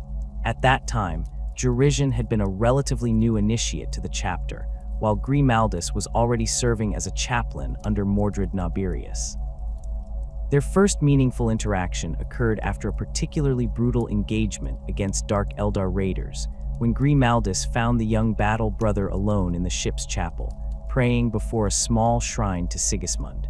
Grimaldus had noticed something in Jurigen that few others had, a quiet intensity that manifested not in battlefield aggression, but in moments of contemplation. While many Black Templars expressed their zeal through righteous fury, Jurigen's devotion burned with a steadier, more focused flame. This quality had drawn Grimaldus's attention and led him to take a particular interest in the young Templar's spiritual development. When the Third War for Armageddon erupted, and the chapter's forces were divided among multiple fronts, Grimaldus had specifically requested Jurigen's assignment to the Helsreach contingent. This request surprised some within the chapter command, as Jurigen had not yet distinguished himself in ways that would typically warrant such notice from the Helsreach. Helbrecht had granted the request without question, trusting Grimaldus's judgment in matters of spiritual potential. The night before the Black Templars made planetfall on Armageddon, Jurigen experienced a vision. He came to Grimaldus's quarters in the early hours, his normally composed demeanor visibly shaken. He described seeing the Emperor himself, golden light streaming from his armor, placing a sword in his hands and directing him toward a city of ash and fire. Grimaldus recognized the significance immediately. Jurigen had been chosen as the Emperor's champion for the coming battle. The ritual that followed was ancient and sacred. Grimaldus led Jurigen to the ship's reliquary, where the black sword and armor of faith were kept. These artifacts were reserved for those who received the Emperor's call, carried into battle only by the chosen champion. As Grimaldus conducted the blessing ritual, anointing each piece of the sacred armor with oils consecrated in the fires of Terra itself, he noted that Jurigen's hands did not tremble despite the weight of responsibility being placed upon him. Throughout the early stages of the Helsreach defense, Jurigen proved the validity of his calling. The black sword in his hands moved with unnatural precision, each strike guided as if by the Emperor's own hand. Where Jurigen fought, the defensive line held, regardless of the odds. Yet unlike some who had borne the title of Emperor's champion, Jurigen remained humble, viewing himself as merely the vessel through which the Emperor's will manifested. Grimaldus and Jurigen developed a working relationship based on complementary approaches to warfare. The Reclusiarch's thunderous oratory and visible displays of faith balanced against the champion's quiet certainty and lethal efficiency. Where Grimaldus inspired through his words and presence, Jurigen did so through his actions and unwavering resolve. Together, they provided the spiritual cornerstone upon which the defense of Helsreach was built. Their tactical approaches sometimes differed. During the battle for Helsreach's main generatorium complex, Jurigen advocated for a precision strike against the Orc leadership, while Grimaldus favored a broader defensive action to protect the facility's critical systems. Rather than allowing this disagreement to create friction, Grimaldus incorporated both approaches into a unified strategy. The main force would establish a defensive perimeter, while Jurigen led a small strike team to eliminate the Orc warboss directing the assault. The operation succeeded, with Jurigen returning from the depths of the complex, bearing the warboss's crude totem as proof of the kill. The victory strengthened not only the tactical position of the defenders, but also the bond between Reclusiarch and champion. Grimaldus recognized that Jurigen's tactical instincts were guided by the same divine inspiration that had marked him for his role, and he began to place greater trust in the champion's battlefield intuition. As the siege progressed and conditions deteriorated, Jurigen became one of the few individuals with whom Grimaldus would share his private concerns. Late at night, in the small chapel established within the temple of the Emperor Ascendant, the two warriors would discuss not just tactical matters, but deeper questions of faith and purpose. Jurigen, despite his junior status, often provided perspectives that helped Grimaldus navigate the complex spiritual challenges of leading a seemingly doomed defense. The relationship between Grimaldus and sword brother Priamus was markedly different. Where Jurigen had been chosen for a specific sacred role, Priamus was a veteran warrior who had earned his position through decades of service and hundreds of confirmed kills. He had fought alongside Grimaldus in previous campaigns and had been one of the first to volunteer when the Reclusiarch was assigned to Helsreach. Priamus commanded the tactical elements of the Helsreach Crusade force, translating Grimaldus's broader strategic vision into specific battlefield deployments. His approach to warfare was methodical and precise, with an emphasis on maximizing the impact of the limited Astartes forces available. While some Black Templars favored headlong charges and individual heroics, Priamus understood the value of coordination and force multiplication, particularly when outnumbered as severely as they were at Helsreach. The command dynamic between Grimaldus and Priamus was characterized by professional respect and clear delineation of responsibilities. Grimaldus established the defensive priorities and overall strategic objectives, while Priamus determined how best to allocate their limited resources to meet those goals. When disagreements arose, they were resolved through direct discussion rather than pulling rank or appealing to authority. One such disagreement occurred during the second week of the siege, when Orc forces breached the western defensive line. Priamus advocated abandoning several outer districts to consolidate their forces around more defensible positions. Grimaldus initially resisted, concerned about the civilian populations in those areas and the symbolic impact of ceding imperial territory. The debate was resolved when Priamus presented a detailed analysis showing that attempting to hold the outer districts would likely result in the loss of critical Astartes assets for minimal strategic gain. Grimaldus conceded the point, but added a condition: before withdrawing, they would evacuate as many civilians as possible from the abandoned zones. This compromise reflected the balanced nature of their command relationship, with Priamus's tactical pragmatism tempered by Grimaldus's concern for the spiritual and humanitarian aspects of their mission. Throughout the campaign, Priamus served as an effective counterbalance to Grimaldus's more zealous tendencies. When the Reclusiarch proposed a direct assault on an Orc artillery position that had been bombarding the temple, Priamus suggested an alternative approach using infiltration tactics and targeted strikes. The resulting operation neutralized the threat while preserving precious Astartes' lives, a resource that could not be replaced during the siege. The mentorship of Chaplain Artarian represented yet another facet of Grimaldus's relationships within the chapter. Artarian had been assigned to Grimaldus's command specifically for the purpose of continuing his training in the chaplaincy. While already a fully initiated chaplain, Artarian was relatively inexperienced, having served in the role for less than a decade. Helsreach would be his crucible, the forge in which his character as a spiritual leader would be tempered. Grimaldus's approach to mentoring Artarian was not gentle. From the moment they made planetfall on Armageddon, he placed heavy responsibilities on the younger chaplain's shoulders, assigning him to oversee the spiritual welfare of the civilian militia forces, perhaps the most challenging pastoral duty available. These untrained fighters, hastily converted from factory workers and administrative staff, required constant spiritual reinforcement to maintain their courage in the face of the orc onslaught. Artarian initially struggled with this assignment. His previous experience had been exclusively with Astartes' battle brothers, whose transhuman psychology and lifelong indoctrination made them receptive to traditional chaplaincy methods.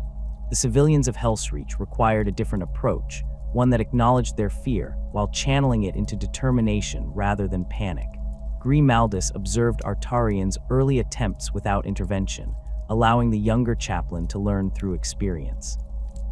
When Artarian finally came to him seeking guidance, Grimaldus provided not direct instructions, but a series of questions that forced Artarian to reconsider his fundamental understanding of the chaplain's role. "What does faith mean to a man who has never held a weapon before today?" Grimaldus asked.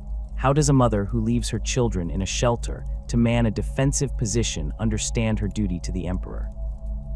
These are not Astartes who have known nothing but war since their induction. They are the Imperium we are sworn to protect. Understand them, and you will learn how to lead them. This lesson marked a turning point in Artarian's development. He began spending time among the militia when they were not on the firing line, listening to their stories and concerns. He adapted his sermons to address their specific fears rather than reciting the standard battle litanies of the chapter. Gradually, he developed his own voice as a chaplain, distinct from Grimaldus's thunderous certainty, but effective in its own way. Grimaldus noted this evolution with approval. The purpose of mentorship within the chaplaincy was not to create duplicates of existing leaders, but to develop new spiritual guides whose unique perspectives would strengthen the chapter as a whole. By the third week of the siege, Artarian was conducting independent operations, leading a mixed force of Astartes and militia in the defense of the temple's northern approaches with minimal oversight from Grimaldus. The interactions between Grimaldus and notable Templars extended beyond those directly under his command at Helsreach. Throughout the Armageddon campaign, he maintained Vox communication with Castellan Draco, who led Black Templar forces at Vulcanus Hive. These exchanges were primarily focused on strategic coordination, ensuring that the chapter's scattered forces maintained doctrinal consistency despite operating independently.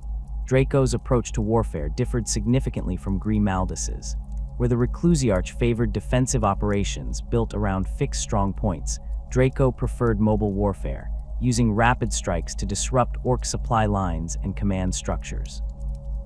These philosophical differences occasionally led to tense exchanges, particularly when discussing the allocation of reinforcements and resources between the various fronts. Despite these tensions, Grimaldus respected Draco's tactical acumen and battlefield record. When Draco requested the temporary transfer of a squad of assault marines to support a specific operation at Vulcanus, Grimaldus approved despite the strain it placed on Helsreach's defenses. This decision reflected his understanding that the war for Armageddon would be won or lost based on the collective success of all Imperial forces, not just those under his direct command. Among the most poignant relationships in Grimaldus's circle was that with ancient Mordred, the venerable dreadnought who had once been Mordred Nabirius, Grimaldus's mentor and predecessor as Reclusiarch. Interred within a dreadnought sarcophagus after being grievously wounded during the purging of Cathar, Mordred retained much of the wisdom and spiritual authority that had characterized his service as Reclusiarch, though his memories sometimes became fragmented when he was not actively engaged in combat. Grimaldus treated Mordred with a deference he showed to few others, regularly consulting the ancient on matters of chapter tradition and doctrinal interpretation. For his part, Mordred seemed to take particular satisfaction in observing how his former student had grown into the role of Reclusiarch, occasionally offering subtle guidance when he felt Grimaldus was straying from the path of wisdom. During a particularly desperate phase of the Helsreach defense, when ammunition was running critically low and no resupply was forthcoming, Grimaldus sought Mordred's counsel on whether to continue holding their current positions or attempt a breakout to link up with Imperial forces elsewhere in the hive. Mordred's response was characteristically direct. "The stones of this temple have stood for millennia," the ancient intoned, his vox emitters giving his voice a metallic resonance. "They have witnessed the rise and fall of countless threats to the Imperium. They will not fall while warriors of Sigismund draw breath to defend them." Merek Grimaldus's approach to combat reflected the Black Templars' preference for direct confrontation, but with a methodical precision that belied the common perception of the chapter as mere berserkers. On the blood-soaked streets of Helsreach, Grimaldus demonstrated time and again his mastery of close-quarters warfare, often positioning himself at critical junctures where the battle hung in balance. Unlike some chaplains who directed from the rear, Grimaldus led from the vanguard. His tactical doctrine emphasized the psychological impact of a chaplain's presence on both allies and enemies. During the defense of Helsreach's primary water purification facility, Grimaldus personally held a narrow access corridor against waves of orc attackers. The confined space negated the Greenskin's numerical advantage while maximizing the effectiveness of his Crozius Arcanum. Each swing of the energized weapon removed orc limbs or crushed skulls, creating a growing barricade of corpses that further restricted the enemy's movement. This preference for close-quarters engagement wasn't merely personal inclination, but calculated strategy. Grimaldus recognized that orcs fought most effectively in open areas where their physical strength and numbers could overwhelm defenders. By forcing engagements into narrow streets, corridors, and buildings, he negated these advantages while amplifying the superior discipline and equipment of his Astartes and even the human defenders. The Reclusiarch's battle plans frequently incorporated what he termed compression zones, areas deliberately designed to funnel orc attackers into killing grounds where overlapping fields of fire could decimate their numbers. During the third week of the siege, when orc forces breached the outer defensive ring of the temple district, Grimaldus ordered the demolition of specific buildings to create rubble fields that channeled the Greenskin advance into pre-sighted heavy bolter positions. This tactical approach extended to his deployment of the limited Astartes forces under his command. Rather than spreading his battle brothers thinly across the defensive perimeter, Grimaldus maintained the majority as a mobile reserve, able to respond rapidly to breakthroughs. Each squad was equipped with close-quarters weapons, combat knives, chain weapons, and bolt pistols, in addition to their standard bolters. When deployed to counter an orc advance, these squads would engage at point-blank range, where their superior training and reaction speed gave them an overwhelming advantage even against larger orc warriors. The most vivid demonstration of Grimaldus's tactical preferences came during the battle for Helsreach's main generatorium. When orc sappers breached the facility's outer walls, threatening the power supply for the entire hive's defensive systems, Grimaldus led a counter-assault force of just 10 battle brothers. Instead of attempting to secure the entire perimeter, he targeted the orc leadership directly. Moving through maintenance tunnels and service ducts too small for the larger greenskins to navigate effectively, Grimaldus's strike team emerged behind the main orc force. The Reclusiarch had studied the behavioral patterns of orc war parties throughout the siege and identified the distinctive totems carried by their leaders. In a precisely coordinated attack, his Astartes eliminated 3 sub-bosses simultaneously, throwing the greenskin force into momentary confusion. In that critical window, Grimaldus himself targeted the warboss, a massive creature in crude power armor cobbled together from scavenged Imperial equipment. The duel lasted less than 30 seconds, but witnesses reported that Grimaldus fought with a cold, calculated fury that matched the Greenskins' raw aggression. Each movement was economical, each strike targeted at weak points in the orc's patchwork armor. When his Crozius finally caved in the warboss's skull, Grimaldus immediately directed his forces to exploit the resulting disorder among the remaining orcs, driving them back out of the facility with minimal casualties.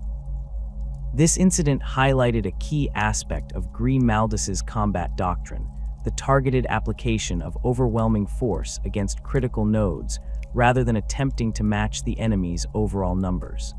It was an approach born of necessity, given the limited Astartes presence in Helsreach, but executed with a precision that transformed disadvantage into advantage.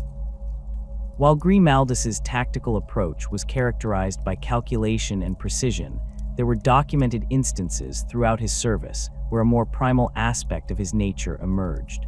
The Black Templars as a chapter embraced controlled rage as a weapon, and Grimaldus was no exception. What distinguished him was not the absence of fury, but his ability to direct it with surgical precision. During the defense of the Temple of the Emperor Ascendant, an orc breaching force penetrated to the sacred inner sanctum, desecrating ancient relics and slaughtering a group of civilians who had sought shelter there. Grimaldus's response transcended tactical consideration. Witnesses described how the Reclusiarch's normally measured movements became a blur of violence, his Crozius striking with such force that it shattered orc skulls and splintered their crude weapons alike. In this state, Grimaldus fought without words, without the inspirational oratory that typically accompanied his battles. The only sounds were the impact of his weapon, the death rattles of his enemies, and a low, continuous growl emanating from his Vox grill.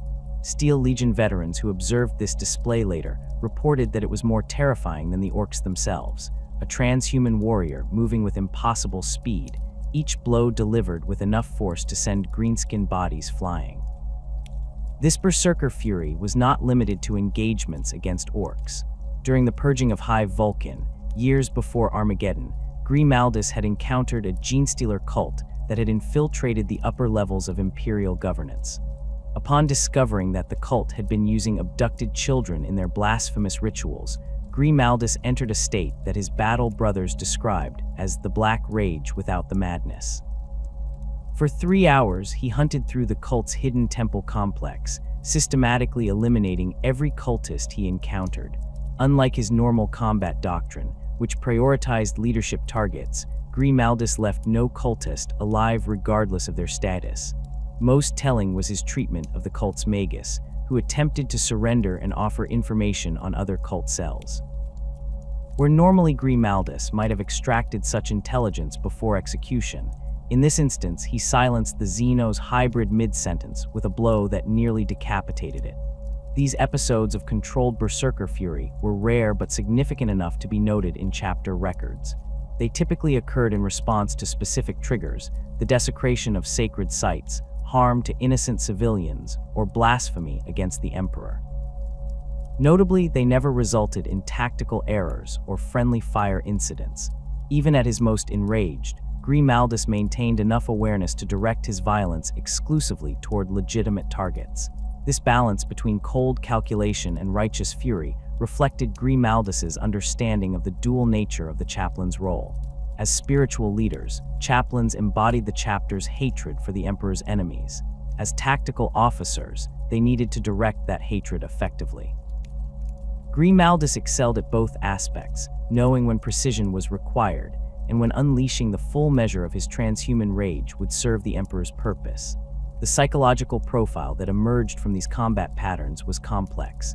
Unlike some Black Templars who struggled to contain their aggression outside of battle, Grimaldus exhibited remarkable self-control in non-combat situations. His rage was not a liability to be managed, but a weapon to be deployed at his discretion. This control extended to his interactions with mortal humans, where he modulated his transhuman presence to inspire rather than terrify those under his command.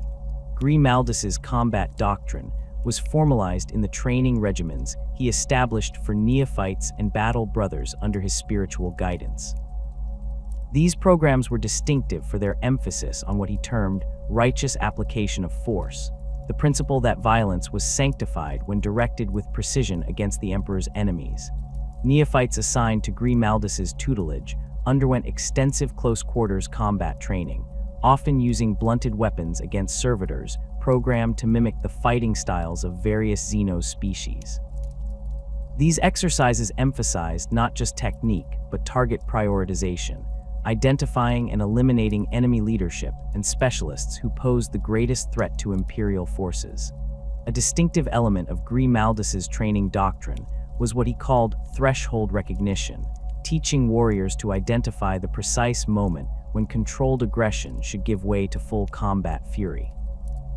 Neophytes were subjected to simulated scenarios involving desecrated Imperial shrines, civilian casualties, and other triggers known to provoke extreme responses. Those who lost control entirely were corrected. Those who failed to respond with appropriate aggression were similarly retrained. For more experienced battle brothers, Grimaldus developed advanced programs focusing on tactical flexibility in urban warfare. These exercises, often conducted in decommissioned sections of Imperial vessels or abandoned hab blocks, taught warriors to adapt their combat styles to rapidly changing environments. A particular emphasis was placed on transitioning between ranged and melee engagements, recognizing that urban combat often required both skill sets within moments of each other.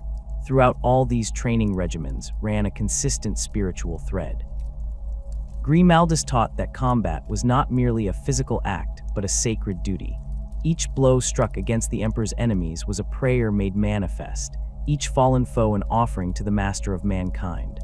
Battle brothers were encouraged to recite specific litanies corresponding to different combat situations, prayers for accuracy when engaging at range, invocations of strength when fighting in close quarters. This integration of spiritual practice and combat doctrine was most evident in the pre-battle rituals Grimaldus established. Before major engagements, he would gather the warriors under his command for a ceremony known as the Consecration of Wrath.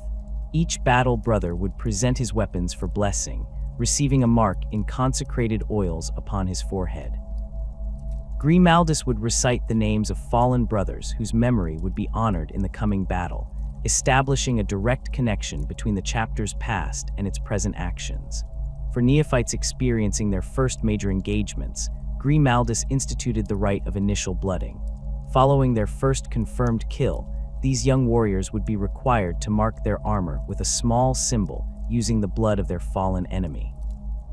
This mark would remain until their full initiation as battle brothers, a constant reminder of both their progress and their purpose. The effectiveness of Grimaldus's combat doctrine and training regimens was validated repeatedly throughout the Helsreach campaign. Despite being vastly outnumbered, the Black Templars under his command achieved a confirmed kill ratio exceeding 200 orcs per Astartes lost. More significantly, the mortal defenders who fought alongside them, Steel Legion veterans and civilian militia alike, demonstrated unusual effectiveness in close-quarters engagements, having absorbed elements of Grimaldus's tactical approach.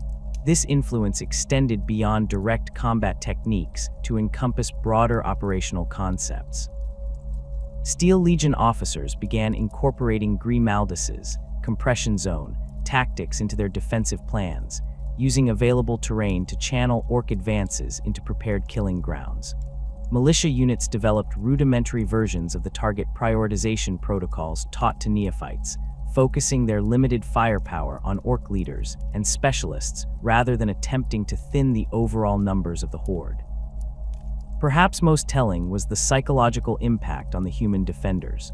By observing Grimaldus's controlled application of rage in combat situations, they learned that fear could be transformed into an effective weapon.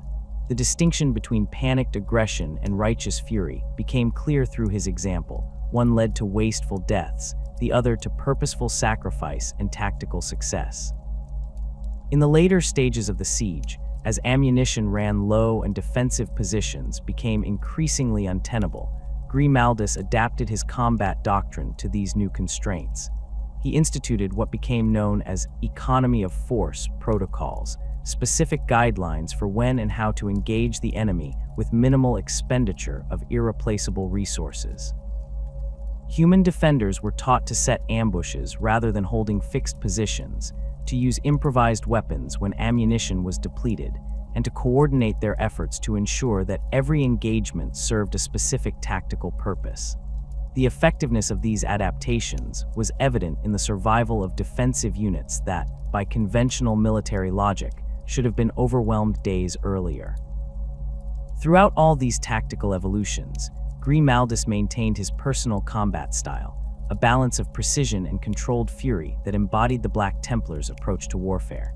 Whether fighting alongside his battle brothers against orc warbosses or standing with human militia against overwhelming numbers, he demonstrated that rage, properly channeled, was not a liability but the Emperor's gift to his warriors, a weapon as potent as any bolter or blade when wielded with righteous purpose.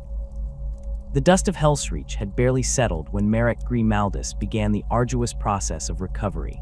His physical wounds, extensive even by Astartes standards, required significant attention from the chapter's apothecaries. 3 broken ribs had punctured his secondary lung, necessitating surgical intervention. His right arm showed microfractures throughout the humerus and ulna from the repeated impact of his crozius against orc armor and bone.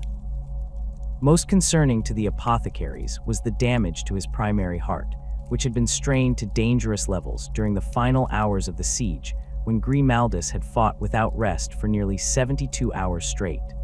The Black Templars' medical protocols dictated a minimum of 3 weeks in suspended animation to address such injuries, followed by another month of limited duty.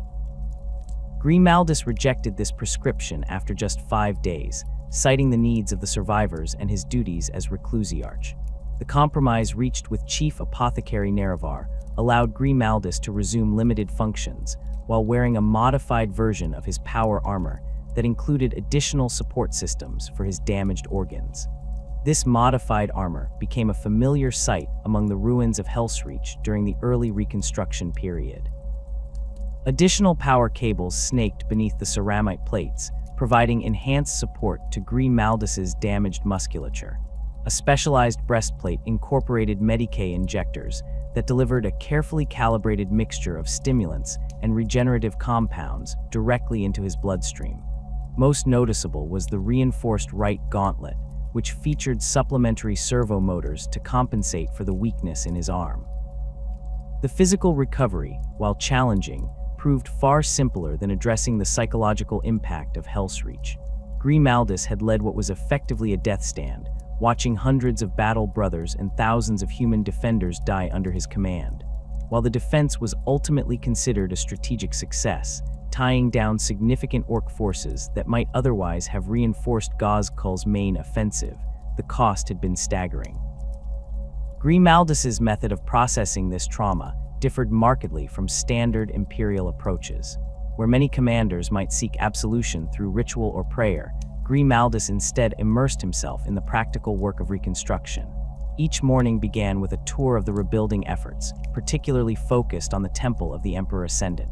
Each evening concluded with personal visits to field hospitals where wounded defenders continued to fight for their lives. During these hospital visits, Grimaldus displayed a side rarely seen during the siege itself. The thunderous orator who had driven men to impossible acts of courage now spoke quietly with individual survivors, listening to their experiences and offering not just spiritual guidance but genuine recognition of their sacrifices. Steel Legion veterans who had fought alongside him noted this change, with one sergeant remarking that the reclusiarch seemed more human after walking through hell with us. This observation, while well-intentioned, missed a crucial truth. Grimaldus had not become more human, he had achieved a deeper understanding of what his transhuman nature was meant to serve. The Black Templars existed not just to kill the Emperor's enemies, but to protect his people. Helsreach had forced Grimaldus to engage with this protective aspect of his duty in ways that previous campaigns had not. The psychological recovery process included regular communication with High Marshal Helbrecht, who monitored Grimaldus's status closely. Their exchanges, conducted via encrypted vox when distance separated them, revealed the High Marshal's concern for his reclusiarch's mental state. Helbrecht recognized the symptoms of what the Adeptus Astartes termed survivor's contemplation, not quite the survivor's guilt that plagued unaugmented humans, but a similar process of questioning one's decisions when outliving those under one's command. Grimaldus's response to this concern was characteristically direct. "I do not question the necessity of our stand," he told Helbrecht during one such communication.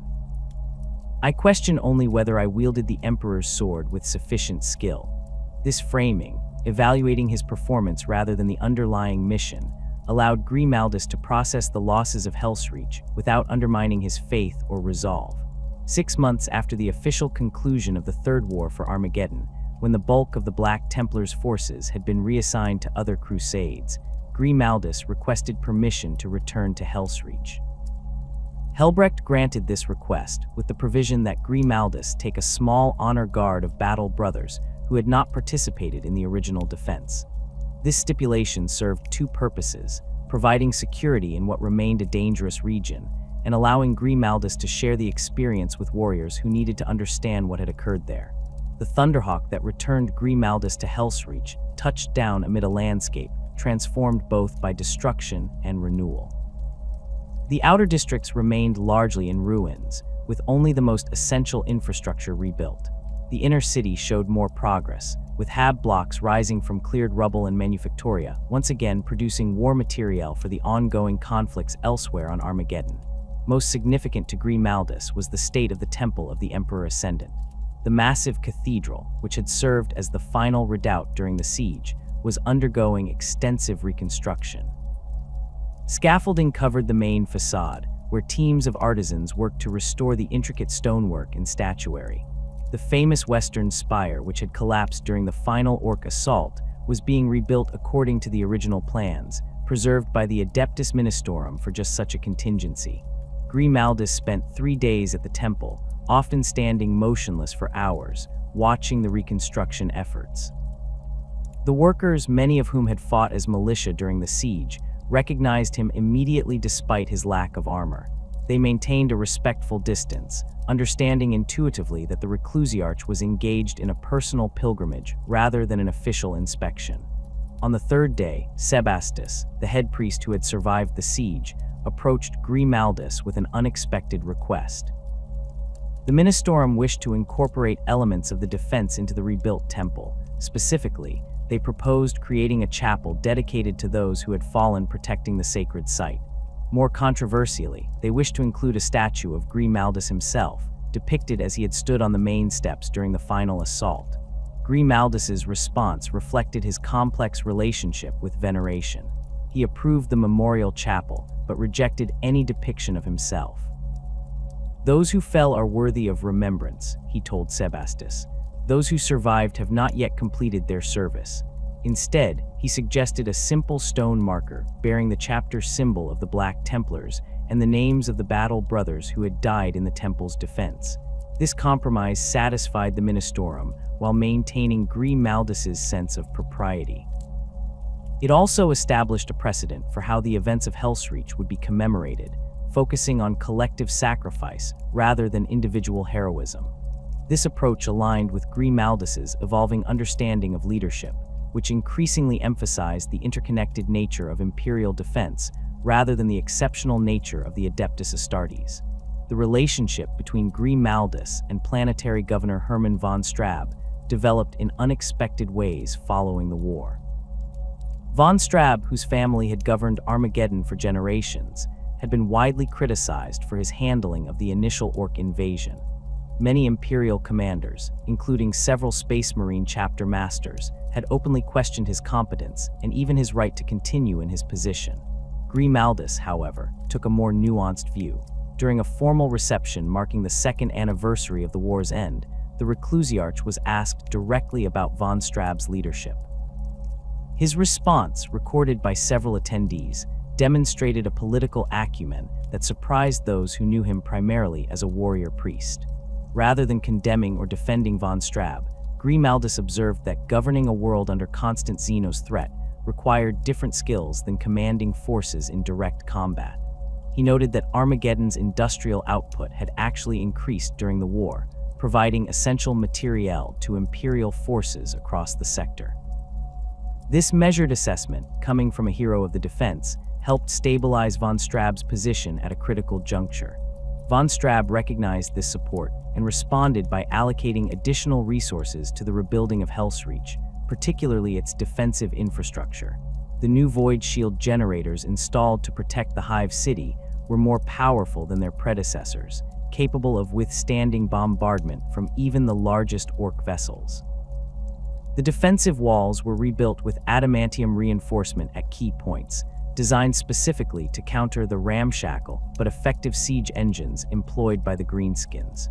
Grimaldus maintained regular communication with von Straub in the years that followed, receiving quarterly reports on Helsreach's reconstruction and offering occasional advice on defensive preparations. This ongoing relationship proved valuable when intelligence reports indicated potential new orc activity in the sector 5 years after the Third War. Grimaldus's familiarity with Armageddon's political structure allowed him to bypass bureaucratic delays and ensure that the warning reached those responsible for planetary defense. The Reclusiarch's relationship with the Steel Legion evolved along similar lines. During the siege, Grimaldus had fought alongside Colonel Saren and his troops, developing a respect for their discipline and determination that transcended the usual Space Marine attitude toward unaugmented human soldiers. Following Saren's death in the final days of the battle, Grimaldus had personally ensured that the colonel received full honors, including a place in the memorial chapel being constructed within the temple. This gesture resonated deeply with the Steel Legion veterans. When a new training facility was established to prepare the next generation of Armageddon's defenders, the regiment requested that Grimaldus provide input on the combat doctrine to be taught there. The resulting curriculum incorporated elements of the Reclusiarch's tactical approach, particularly his emphasis on urban warfare techniques and the psychological aspects of fighting orcs. Grimaldus visited this training facility during his pilgrimage to Helsreach, observing exercises and speaking with instructors. He noted with approval that the trainees were being taught not just how to fight, but why they fought, the spiritual dimension that had proven so crucial during the siege. This holistic approach to military training reflected Grimaldus's influence on the Steel Legion's institutional culture, an impact that would shape Armageddon's defenses for generations. Perhaps the most profound change in Grimaldus following Armageddon was his approach to theological matters. Prior to the siege, his interpretation of the Imperial Creed had been rigidly orthodox, focused primarily on the Emperor's role as humanity's protector against external threats. The experience of defending Helsreach alongside ordinary citizens expanded this perspective, incorporating a deeper appreciation for the Emperor's role in unifying humanity against its own internal divisions. This theological evolution manifested in several ways. Grimaldus began incorporating more inclusive language in his battlefield sermons, emphasizing the shared purpose of Astartes and unaugmented humans, rather than focusing on the transhuman superiority of the Space Marines. His pre-battle blessings, once reserved primarily for his battle brothers, were extended to include any Imperial forces fighting alongside the Black Templars. More significantly, Grimaldus developed a new ritual specifically for joint operations involving multiple Imperial organizations. The Rite of Combined Purpose, as it came to be known, included elements recognizing the distinct contributions of each participating force, acknowledging that victory required not just the Emperor's finest warriors, but the coordinated efforts of all his servants. This ritual spread beyond Grimaldus's immediate command, adopted by other Black Templars chaplains, and eventually by elements of the Ministorum attached to Imperial Guard regiments. These theological adaptations reflected a fundamental insight gained at Helsreach. That faith manifested differently across the diverse elements of Imperial society, yet all these manifestations served the Emperor's ultimate purpose. A factory worker who maintained production quotas despite bombing raids demonstrated faith as surely as an Astartes charging an orc gun line. Grimaldus began to speak of these different expressions of faith as facets of the same adamantine truth, each reflecting a portion of the Emperor's light. The impact of Armageddon on Grimaldus's leadership style became apparent during subsequent campaigns. Where previously he had focused primarily on the performance of his Astartes, he now devoted significant attention to coordination with other Imperial forces. During the purging of Galad Prime, Grimaldus established daily briefings with Imperial Guard officers, ensuring that they understood not just the tactical objectives, but the strategic context of each operation. This collaborative approach yielded measurable benefits. The campaign concluded 3 weeks ahead of projected timelines, with casualty rates approximately 20% lower than comparable operations. In his after-action report to High Marshal Helbrecht, Grimaldus explicitly credited these improvements to lessons learned at Helsreach, particularly the value of treating unaugmented human forces as essential partners rather than expendable assets. Helbrecht, recognizing the effectiveness of this approach, began assigning Grimaldus to operations requiring complex coordination between multiple Imperial organizations. The Reclusiarch's reputation as a hero of Helsreach gave him influence beyond that normally accorded to his rank, allowing him to secure cooperation from Imperial officials who might otherwise resist Space Marine authority. This informal diplomatic role complemented his primary functions as spiritual leader and combat commander, creating a more rounded leadership profile that served the chapter's broader strategic goals. The galaxy changed forever when the Great Rift tore reality asunder. This immense warp storm stretched from the segmentum obscurus to the eastern fringe, dividing the Imperium into two halves, the Imperium Sanctus and the Imperium Nihilus. For the Black Templars, a chapter defined by eternal crusade, this new reality presented both challenge and opportunity. Merek Grimaldus, having survived the crucible of Helsreach, would find himself facing warfare on a scale that even the Third War for Armageddon had not prepared him for. When word of Robute Guilliman's resurrection reached the Black Templars fleet, High Marshal Helbrecht immediately pledged the chapter's support to the returned Primarch's indomitous crusade. Grimaldus received this news while overseeing purification rites for battle brothers who had fallen during skirmishes against Chaos Raiders in the Gothic sector. His initial reaction was measured. The return of a Primarch was undoubtedly a blessing from the Emperor, but Guilliman was not Rogel Dorn, the Black Templars' Gene Father. More controversial was the news of the Primaris Space Marines. These enhanced warriors, developed over millennia by Archmagos Belisarius Call, represented a significant advancement in Astartes biology. They stood taller than traditional Space Marines, possessed additional organ implants, and wielded newly designed wargear. Grimaldus approached this development with characteristic caution, neither embracing nor rejecting the Primaris outright. They bear the gene seed of Dorn, he noted during a conclave of the chapter's chaplains aboard the Eternal Crusader. But they have not been forged in the same fires as our battle brothers. They have not sworn the same oaths or bled upon the same sacred grounds. They must prove themselves worthy of the black armor they now wear. This position, acknowledging the Primaris Marines' potential while insisting they demonstrate their spiritual worthiness, reflected Grimaldus's evolving leadership philosophy. The experiences of Helsreach had taught him that worth was proven through action rather than inherent nature. He established a series of trials that Primaris recruits would undergo before being fully accepted into the chapter's crusade companies, focusing particularly on their understanding of and devotion to the teachings of Sigismund. The first Primaris Marines to serve under Grimaldus's direct command were a squad of Hellblasters assigned to support his forces during operations against Death Guard elements in the Charadon sector.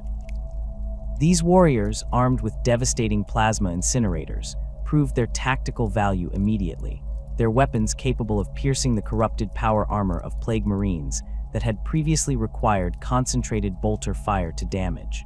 More important to Grimaldus, however, was their spiritual character. He observed them closely during prayer rituals and battlefield preparations, noting how they adapted to the Black Templars' more zealous interpretation of imperial faith.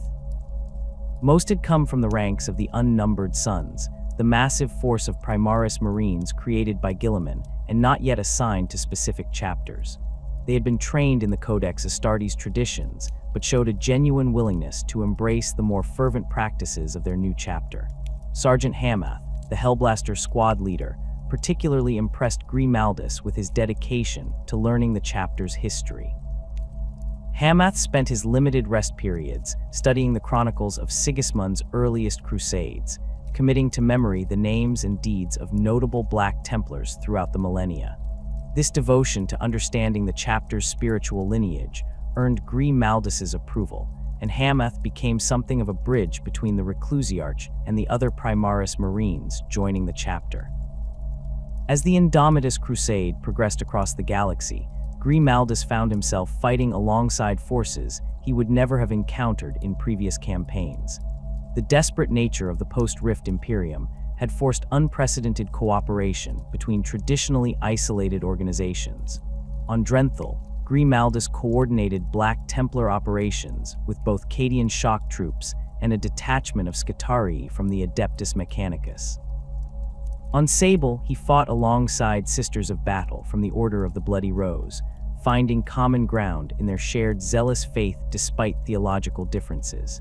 These combined operations presented new challenges for Grimaldus's leadership style. The Reclusiarch had always been most comfortable leading Astartes, who shared his understanding of the Black Templars' traditions and combat doctrines. Now he needed to adapt his approach to encompass the differing capabilities and cultural perspectives of diverse Imperial forces. The lessons learned at Helsreach proved invaluable in this regard. His experiences coordinating with the Steel Legion and civilian militia had given him insights into how unaugmented humans perceived and responded to Space Marine leadership. The most significant test of this expanded leadership role came during the Plague Wars in the realm of Ultramar. Death Guard forces under Mortarion had launched a massive offensive against Guilliman's home systems, spreading disease and corruption across dozens of worlds. The Black Templars committed several crusade companies to this theater, with Grimaldus taking command of the forces assigned to defend the agri-world of Connor. Connor's strategic importance lay in its vast food production capabilities, which supplied numerous worlds throughout Ultramar. The Death Guard targeted it specifically to starve the region and spread despair through famine.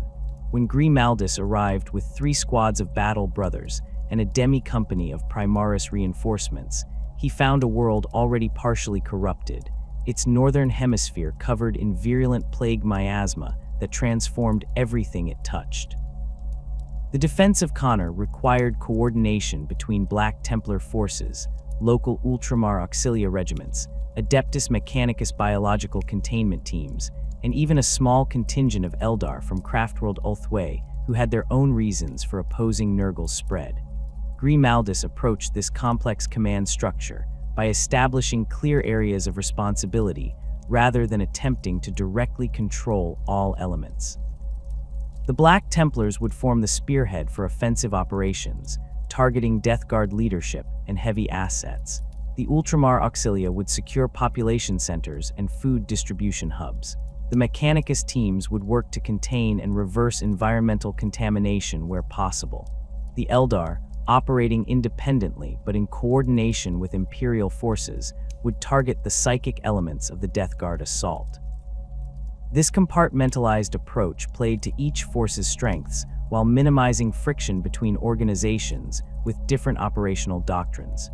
Grimaldus maintained overall strategic direction through daily command councils, where representatives from each faction could share intelligence and coordinate upcoming operations.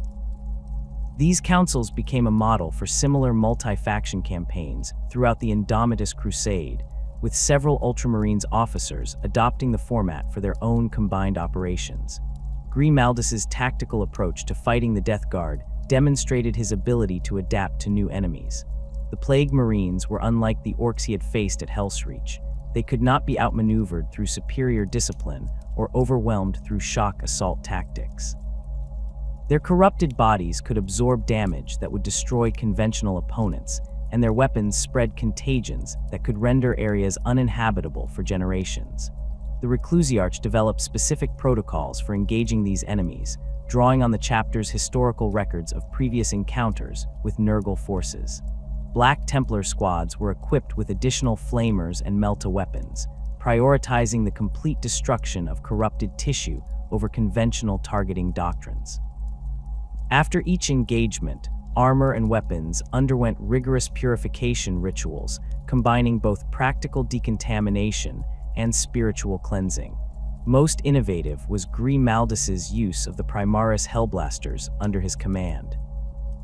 Recognizing that their plasma incinerators operated at temperatures sufficient to completely eradicate Nurgle's plagues, he deployed these squads not just against enemy forces, but also to create firebreaks in corrupted terrain, burning away tainted vegetation and structures to contain the spread of contagion. This application of military assets to environmental containment represented a level of tactical flexibility that surprised even veteran Ultramarines observers. The campaign for Connor lasted 3 months and concluded with a decisive engagement at the planet's primary atmospheric processing facility. Death Guard forces had corrupted the massive air purifiers to spread plague spores throughout the remaining clean regions of the planet. Grimaldus led a strike force consisting of his most experienced battle brothers and a squad of aggressor Primaris Marines in a direct assault on the facility's central control chamber. The fighting was brutal and close-quartered, with Death Guard Terminators forming a nearly impenetrable wall around the corrupted control systems. Grimaldus fought at the forefront, his Crozius crackling with energy as it smashed through plague-ridden armor. The battle turned when Sergeant Hamath's Hellblasters breached a secondary entrance and established a crossfire that even the Terminators couldn't ignore.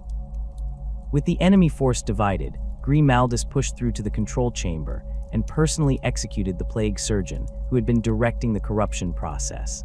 Following the successful defense of Connor, Grimaldus was recalled to the Eternal Crusader for consultation with High Marshal Helbrecht. The chapter was preparing for operations in the Pariah Nexus, a region of space where Necron technology had created a zone of psychic nullification.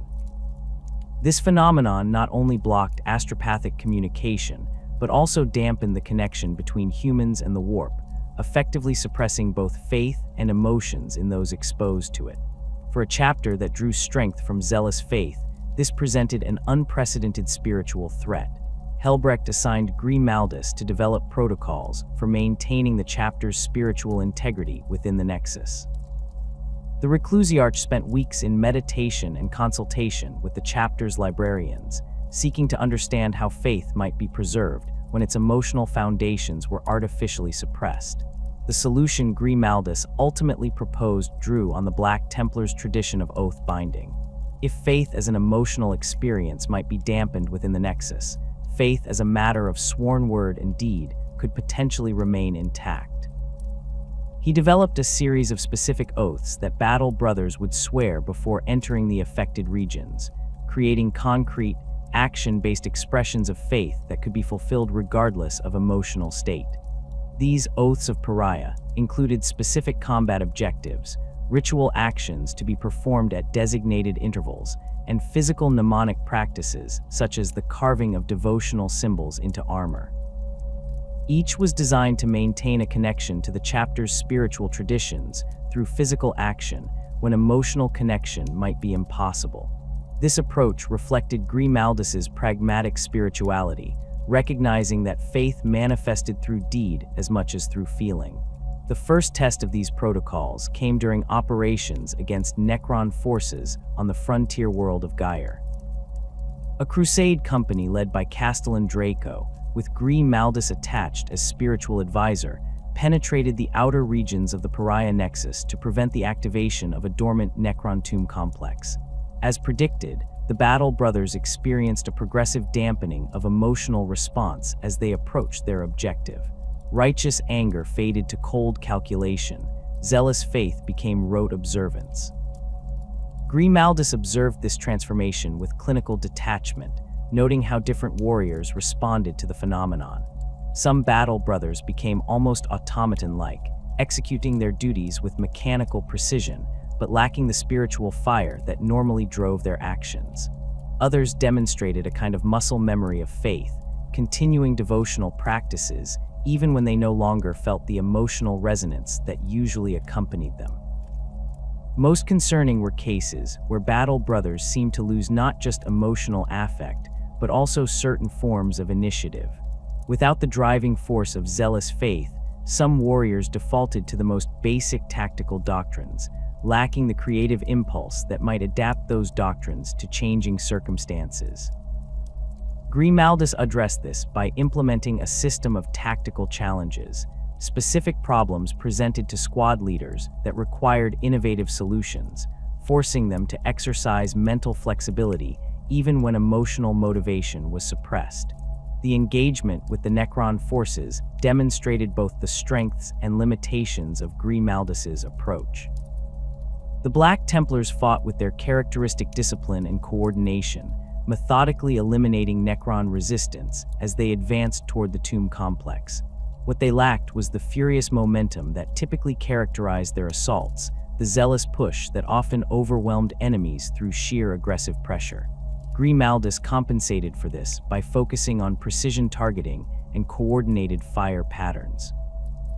If the Battle Brothers could not fight with their usual emotional intensity, they would instead fight with cold efficiency, concentrating their efforts on critical Necron command units and power nodes. This adapted approach proved effective, allowing the strike force to reach and destroy the tomb complex's activation mechanism before the majority of its occupants could awaken. Following this operation, Grimaldus refined his pariah protocols based on observed outcomes. He placed greater emphasis on small unit leadership, recognizing that squad sergeants and lieutenants could maintain tactical flexibility even when individual battle brothers defaulted to basic doctrines.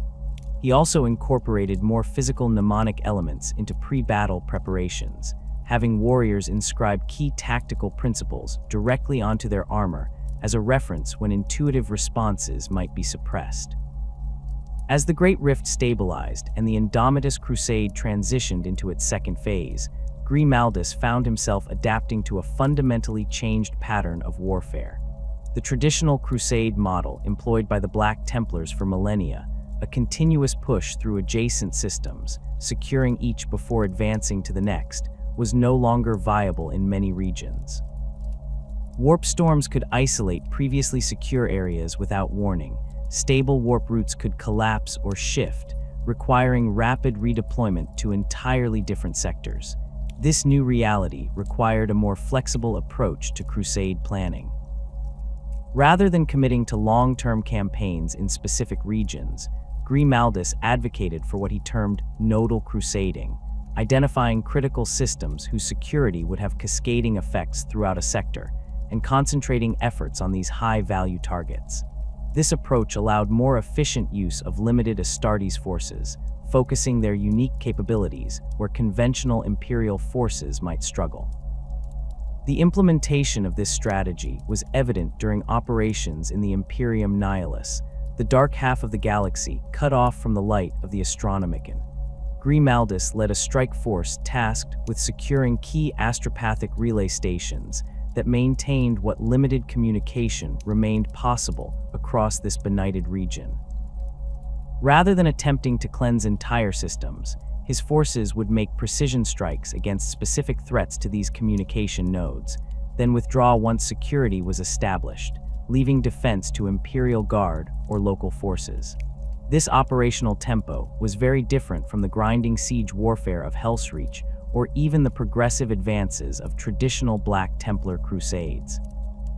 It required rapid adaptation to diverse enemies and environments, sometimes engaging multiple Xenos or heretic factions within the same operation. Grimaldus's forces might begin a mission fighting against Dark Eldar raiders, only to find themselves confronting Chaos cultists or Tyranid organisms before extraction. Behind the skull-faced helm and thunderous sermons, Merek Grimaldus carried burdens few could comprehend. The zealous exterior that inspired thousands of Imperial soldiers masked a mind plagued by doubts that would have broken lesser men. These private struggles remained hidden from those who saw only the Hero of Helsreach, the unyielding warrior priest whose faith never wavered. But in the rare moments of solitude, when his armor was removed and his weapons set aside, Grimaldus confronted the weight of his own survival. The quiet hours aboard the Eternal Crusader became a battleground of a different kind. In his private chambers, Spartan even by Astartes standards, Grimaldus would sometimes wake suddenly from his limited sleep cycle, his enhanced transhuman body rigid with tension. The nightmares of Helsreach visited him with disturbing regularity, not simple replays of the horrors he had witnessed, but twisted versions where his decisions led to even greater disasters. One recurring dream placed him again on the steps of the temple of the Emperor Ascendant, but in this version, his words failed him. The defenders broke and ran, the orcs overran the position, and he watched helplessly as the sacred site was desecrated. Another nightmare forced him to relive the death of Chaplain Merek Grimaldus, except Grimaldus found himself unable to honor his mentor's final request, paralyzed by indecision as the light faded from Nabirius's eyes. These nocturnal torments were not recorded in any official chapter document. Grimaldus never spoke of them to his battle brothers, considering such admission a weakness unbecoming of his position. Instead, he channeled these experiences into his pre-dawn devotionals, using the psychological pain as a whetstone to sharpen his already formidable will. His private prayer rituals became increasingly elaborate following the Armageddon campaign. Where once he had observed the standard chapter litanies, he now incorporated elements specific to his personal struggles. Each morning cycle began with the Litany of the Fallen, during which Grimaldus would recite from memory the names of every Black Templar who had died under his command at Helsreach. The list took nearly 20 minutes to complete, and he never omitted a single name. After this recitation, Grimaldus would remove a small reliquary box from a hidden compartment in his quarters. The box contained soil from Helsreach, gathered from the steps of the temple before his departure. Each day, he would take a pinch of this soil and press it into a small wound cut into his palm, literally mixing the blood of Helsreach with his own. This ritual was not sanctioned by any codified chapter tradition, but represented Grimaldus's personal approach to honoring the sacrifice of that place. The physical self-mortification extended beyond this daily ritual. Grimaldus maintained a discipline of regular self-flagellation, using a flail crafted from ceramite shards taken from the armor of fallen brothers. These sessions were timed precisely to last 58 minutes, 1 minute for each day of the Helsreach siege. The wounds inflicted during these sessions were always allowed to heal naturally, without the assistance of his enhanced healing or Medicae attention, ensuring that the pain lingered as a constant reminder. These private penances were not born solely from grief or trauma, but from a complex relationship with the concept of martyrdom.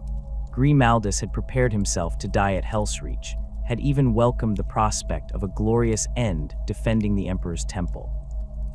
His survival against all tactical projections and reasonable expectations created a spiritual dissonance that troubled him deeply. In the Black Templars tradition, there was great honor in dying for the Emperor. The chapter's history was filled with tales of heroic last stands and noble sacrifices. Grimaldus had expected to join those ranks at Helsreach, to have his name added to the litanies of martyred heroes. Instead, he had emerged from the ruins, bloodied but alive, to find himself elevated to legend status while still drawing breath. This unexpected survival forced him to confront difficult questions about his purpose and the Emperor's design for him. During a rare meeting with an ecclesiarchy cardinal following the Armageddon campaign, Grimaldus had briefly alluded to this struggle. The cardinal, attempting to offer spiritual guidance, suggested that survival itself could be a heavier burden than martyrdom, that the Emperor sometimes demanded the harder path of continued service rather than the release of a glorious death. Grimaldus had not responded directly, but the concept resonated with his own developing theology. This theological wrestling manifested in Grimaldus's evolving sermons to the chapter's battle brothers. Where his earlier addresses had often glorified martyrdom and sacrifice, his post-Helsreach teachings began to incorporate more nuanced perspectives on survival and endurance. He spoke of the long martyrdom of continued service, the daily sacrifice of living fully committed to the Emperor's work, when death might seem the easier path. The most tangible manifestation of Grimaldus's inner conflict was his treatment of his battle-damaged wargear. Following Helsreach, Tekmarine Jurgen had offered to repair or replace the Reclusiarch's armor and weapons, which had sustained significant damage during the siege. Grimaldus refused all but the most critical functional repairs, insisting that the battle damage remain visible. Each crack in his ceramite plate, each scorch mark on his skull helm became a physical reminder of what he had survived and the brothers who had not. This insistence extended to his Crozius Arcanum. The weapon's power field generator had been damaged during the final battle for the temple, causing occasional fluctuations in its energy output. Rather than allowing it to be replaced with a new component, Grimaldus demanded that the original be maintained, unreliable as it might be. The weapon's occasional faltering became a metaphor for his own perceived failures, imperfect but still functional, still capable of serving its purpose despite its flaws. The psychological burden of command weighed particularly heavily on Grimaldus when new neophytes were assigned to his tutelage. Looking at these young warriors, not yet hardened by decades of warfare, he felt an acute responsibility that transcended normal mentorship. He knew that his decisions would determine not just their battlefield effectiveness, but the manner of their eventual deaths. This knowledge created a constant tension between the necessity of preparing them for war and the awareness that he was, in many ways, preparing them for sacrifice.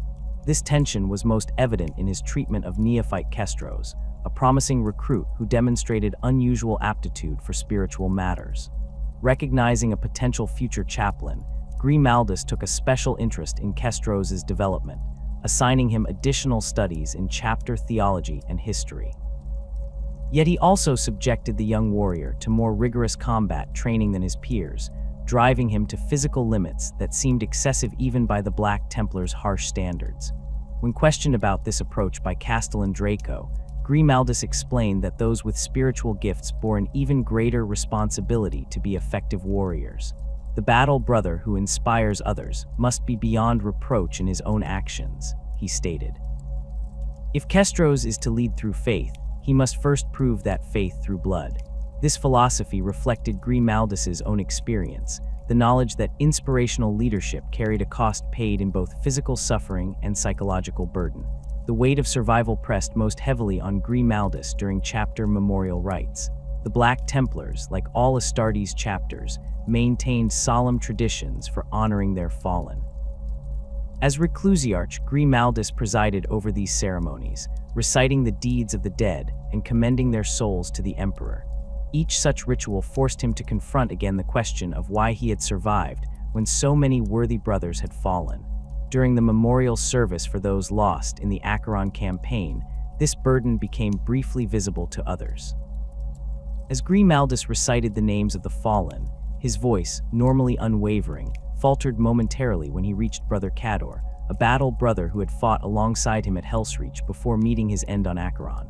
The hesitation was barely perceptible to most present, but High Marshal Helbrecht noted it and later inquired as to its cause. Grimaldus admitted that Cador had once expressed a desire to die as gloriously as the martyrs of Helsreach, inspired by accounts of that defense. The knowledge that his own survival had indirectly influenced another warrior's approach to death added another layer to Grimaldus's complex relationship with his status as a living legend. Helbrecht, demonstrating the insight that made him an effective chapter master, did not offer platitudes or dismissals, but simply acknowledged the legitimacy of this burden. To manage these psychological pressures, Grimaldus developed a rigorous system of mental discipline that went beyond standard Astartes meditation techniques. He compartmentalized his doubts and uncertainties, containing them within specific mental exercises conducted during his private devotional periods. This approach allowed him to function with unwavering certainty in his public role, while still processing the complex emotions that his transhuman psychology was never designed to eliminate completely. One such technique involved the contemplation of specific chapter relics associated with past heroes. Grimaldus would focus on a single artifact, a fragment of armor, a broken weapon, a scrap of parchment bearing a fallen brother's oath, and meditate on the warrior it represented. He would mentally reconstruct their life, their battles, and ultimately their death, acknowledging the value of their sacrifice while reaffirming his commitment to honor that sacrifice through continued service. These private spiritual practices remained largely unknown to the chapter at large. To most battle brothers, Grimaldus appeared as the unwavering spiritual cornerstone of their crusades, his faith absolute and his purpose clear. Only those who worked most closely with him, his personal command squad and the chapter's senior chaplains, might occasionally glimpse the depth of reflection that underpinned his zealous exterior. The dichotomy between Grimaldus's public persona and private struggles created a unique form of isolation. As Reclusiarch, he served as confessor and spiritual guide to the entire chapter, hearing their doubts and offering guidance. Yet he had no equivalent figure to whom he could turn with his own uncertainties. The burden of always appearing certain, of never revealing weakness, separated him from the very brotherhood he served to unite. This isolation was most acute during fleet transit periods, when the normal rhythms of battle gave way to the relative quiet of void travel. Without the immediate demands of combat to focus his attention, Grimaldus found the weight of memory pressing more heavily upon him. He addressed this by intensifying his physical training regimen during these periods, driving his body to exhaustion in the chapter's practice cages. Senior apothecary Nerevar once noted that Grimaldus's training injuries during transit periods exceeded those of any other battle brother, including new initiates still adapting to their enhanced bodies.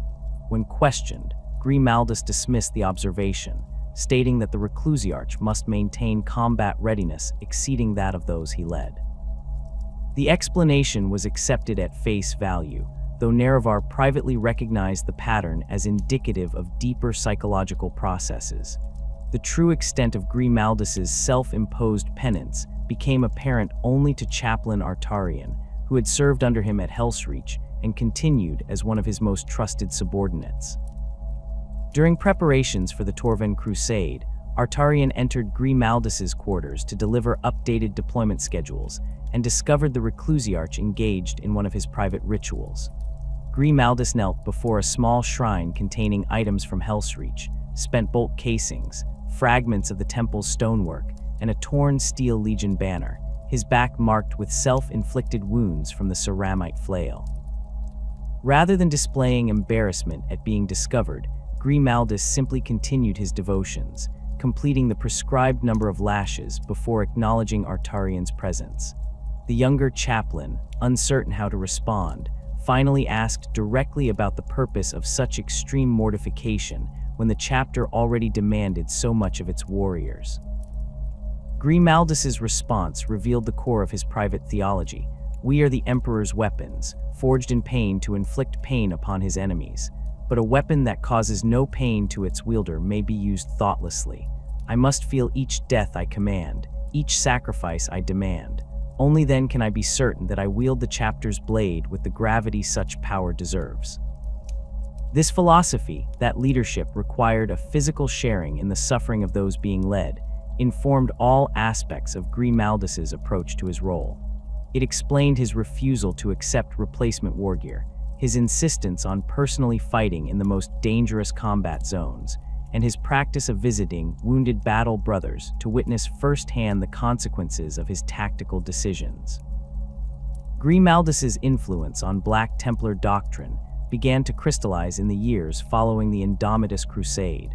What started as adaptations to the unique challenges of post-Rift warfare gradually evolved into formalized teachings that would shape the chapter for centuries to come. His approach to battlefield liturgy, once considered unconventional by some of the more traditional elements within the chapter, became increasingly standardized across all Crusade fleets. The most significant of these doctrinal contributions was what became known as the Litany of Adaptive Faith. Unlike traditional Black Templar battle prayers that focused primarily on hatred of the enemy and unwavering conviction, Grimaldus's litany acknowledged the changing nature of warfare in a fractured galaxy. It incorporated elements that emphasized discernment and tactical flexibility while maintaining spiritual certainty. Chaplains throughout the chapter began incorporating this approach, teaching initiates that faith manifested not just through unyielding advance, but through the wisdom to recognize when different approaches served the Emperor's will. This evolution in spiritual doctrine reflected Grimaldus's experiences from Helsreach through the Pariah Nexus campaigns. He had learned that inflexible adherence to traditional assault doctrines could lead to unnecessary casualties when facing enemies like the Death Guard or Necrons, whose unique capabilities demanded more nuanced responses. The Litany of Adaptive Faith gave battle brothers a theological framework for tactical flexibility, framing adaptability as a form of devotion rather than a compromise of traditional values. High Marshal Helbrecht formally recognized the value of this approach during the chapter conclave aboard the Eternal Crusader in the year 112 of the 42nd millennium. Before assembled castellans, marshals, and chaplains, he credited Grimaldus's doctrinal innovations with improving the chapter's combat effectiveness across multiple theaters. The traditional statistics of victories and enemies slain were supplemented with new metrics measuring objective completion rates and battle brother survival, a subtle but significant shift in how the chapter evaluated successful operations. Beyond formal doctrine, Grimaldus's influence manifested in the practical rituals of daily chapter life. The rites of remembered valor, instituted initially among his personal command squads, spread throughout the Crusade fleets. These ceremonies involved the application of battlefield relics to weapons and armor before major engagements, small fragments of stone from significant battlefields, parchment inscribed with the names of fallen brothers, or soil from worlds defended at great cost. The physical connection to past sacrifices served as both inspiration and reminder of the stakes of each new conflict. The chapter's forge decks incorporated these practices into their standard preparation protocols. Techmarines would maintain small reliquaries of materials from notable campaigns, applying them during the blessing of weapons before deployment. A bolter might receive a micron-thin coating of ceramite dust from Helsreach's temple mixed with sacred oils, or a power sword might have its hilt wrapped with cord containing threads from a banner carried at Armageddon. These physical connections to the chapter's history reinforced the spiritual continuity that Grimaldus emphasized in his teachings. The relics associated directly with Grimaldus himself became objects of particular significance within the chapter. His battle-damaged armor from Helsreach, which he eventually consented to replace after the Pariah Nexus campaigns, was preserved in the Eternal Crusader's Hall of Heroes. Unlike most displayed armor, which was restored to pristine condition before installation, Grimaldus insisted that his remain exactly as it had been when removed, every crack, burn mark, and impact point preserved as testament to what had been endured. The Crozius Arcanum he had carried at Helsreach, with its unreliable power field generator finally replaced after it failed completely during the Gyre campaign, was not retired to a reliquary, but instead passed to Chaplain Artarian when he was elevated to the rank of Master Chaplain. This practice of passing functional but battle-worn relics to promising subordinates became another of Grimaldus's lasting influences on chapter tradition, a recognition that the history embedded in such objects should continue to serve on active duty rather than becoming static museum pieces. Perhaps the most unusual relic was the collection of soil samples Grimaldus maintained from every major battlefield where the chapter had suffered significant losses under his command. Stored in small adamantine containers inscribed with battle details and casualty numbers, these samples were used in the creation of new Rosarius pendants for chaplains. A minute amount would be mixed with the ceramite during forging, creating a physical connection between new spiritual leaders and the sacrifices of the past. This practice spread beyond Grimaldus's direct influence, with other senior chaplains adopting similar approaches to maintaining connections with significant sites.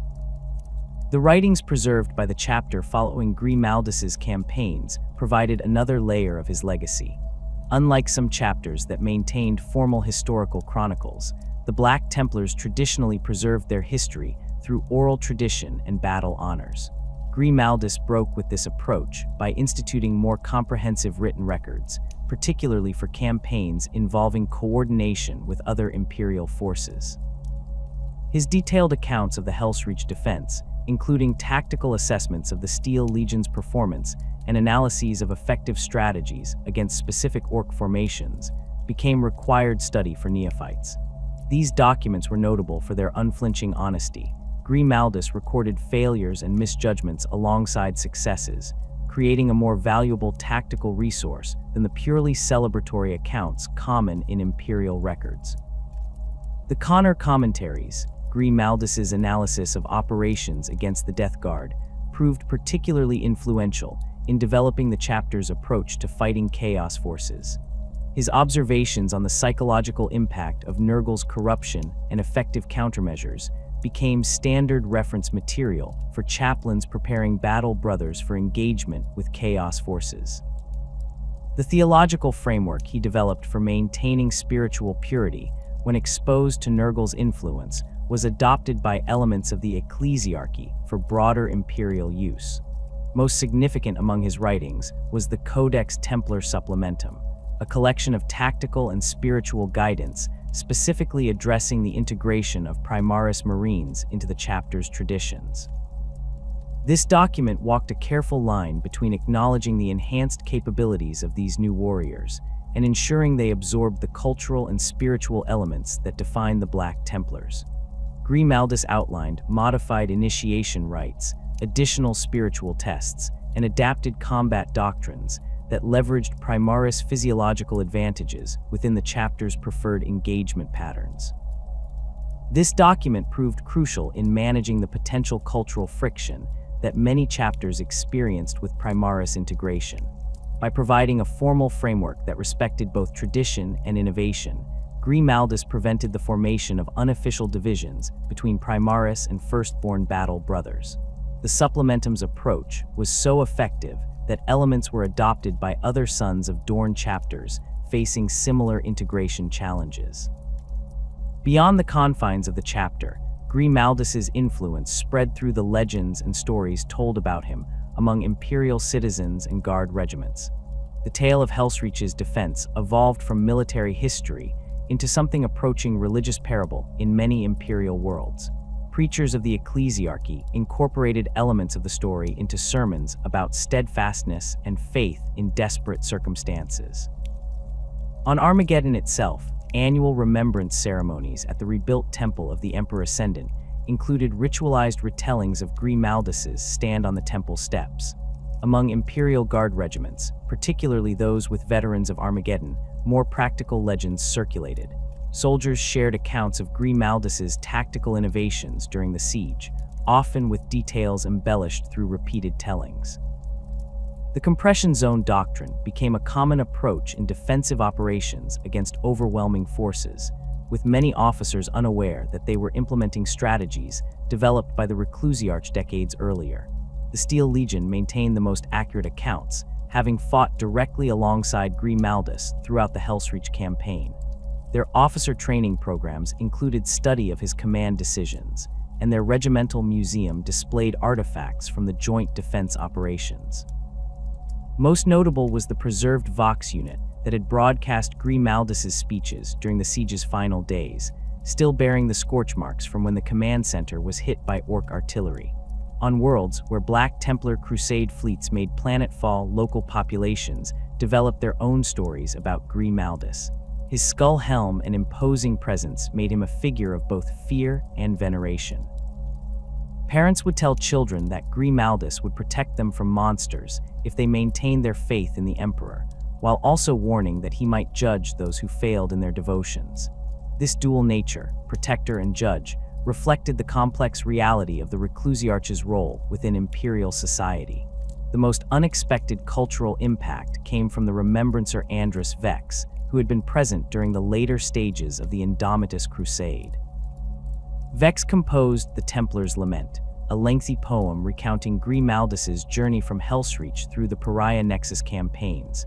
Though never officially sanctioned by the chapter, the work spread throughout imperial worlds, with local variations adapting the narrative to reflect regional concerns and enemies. Grimaldus himself regarded these stories with ambivalence. When informed that shrines incorporating his image had appeared in several hive cities on Armageddon, he ordered them removed, stating that veneration belonged to the Emperor alone.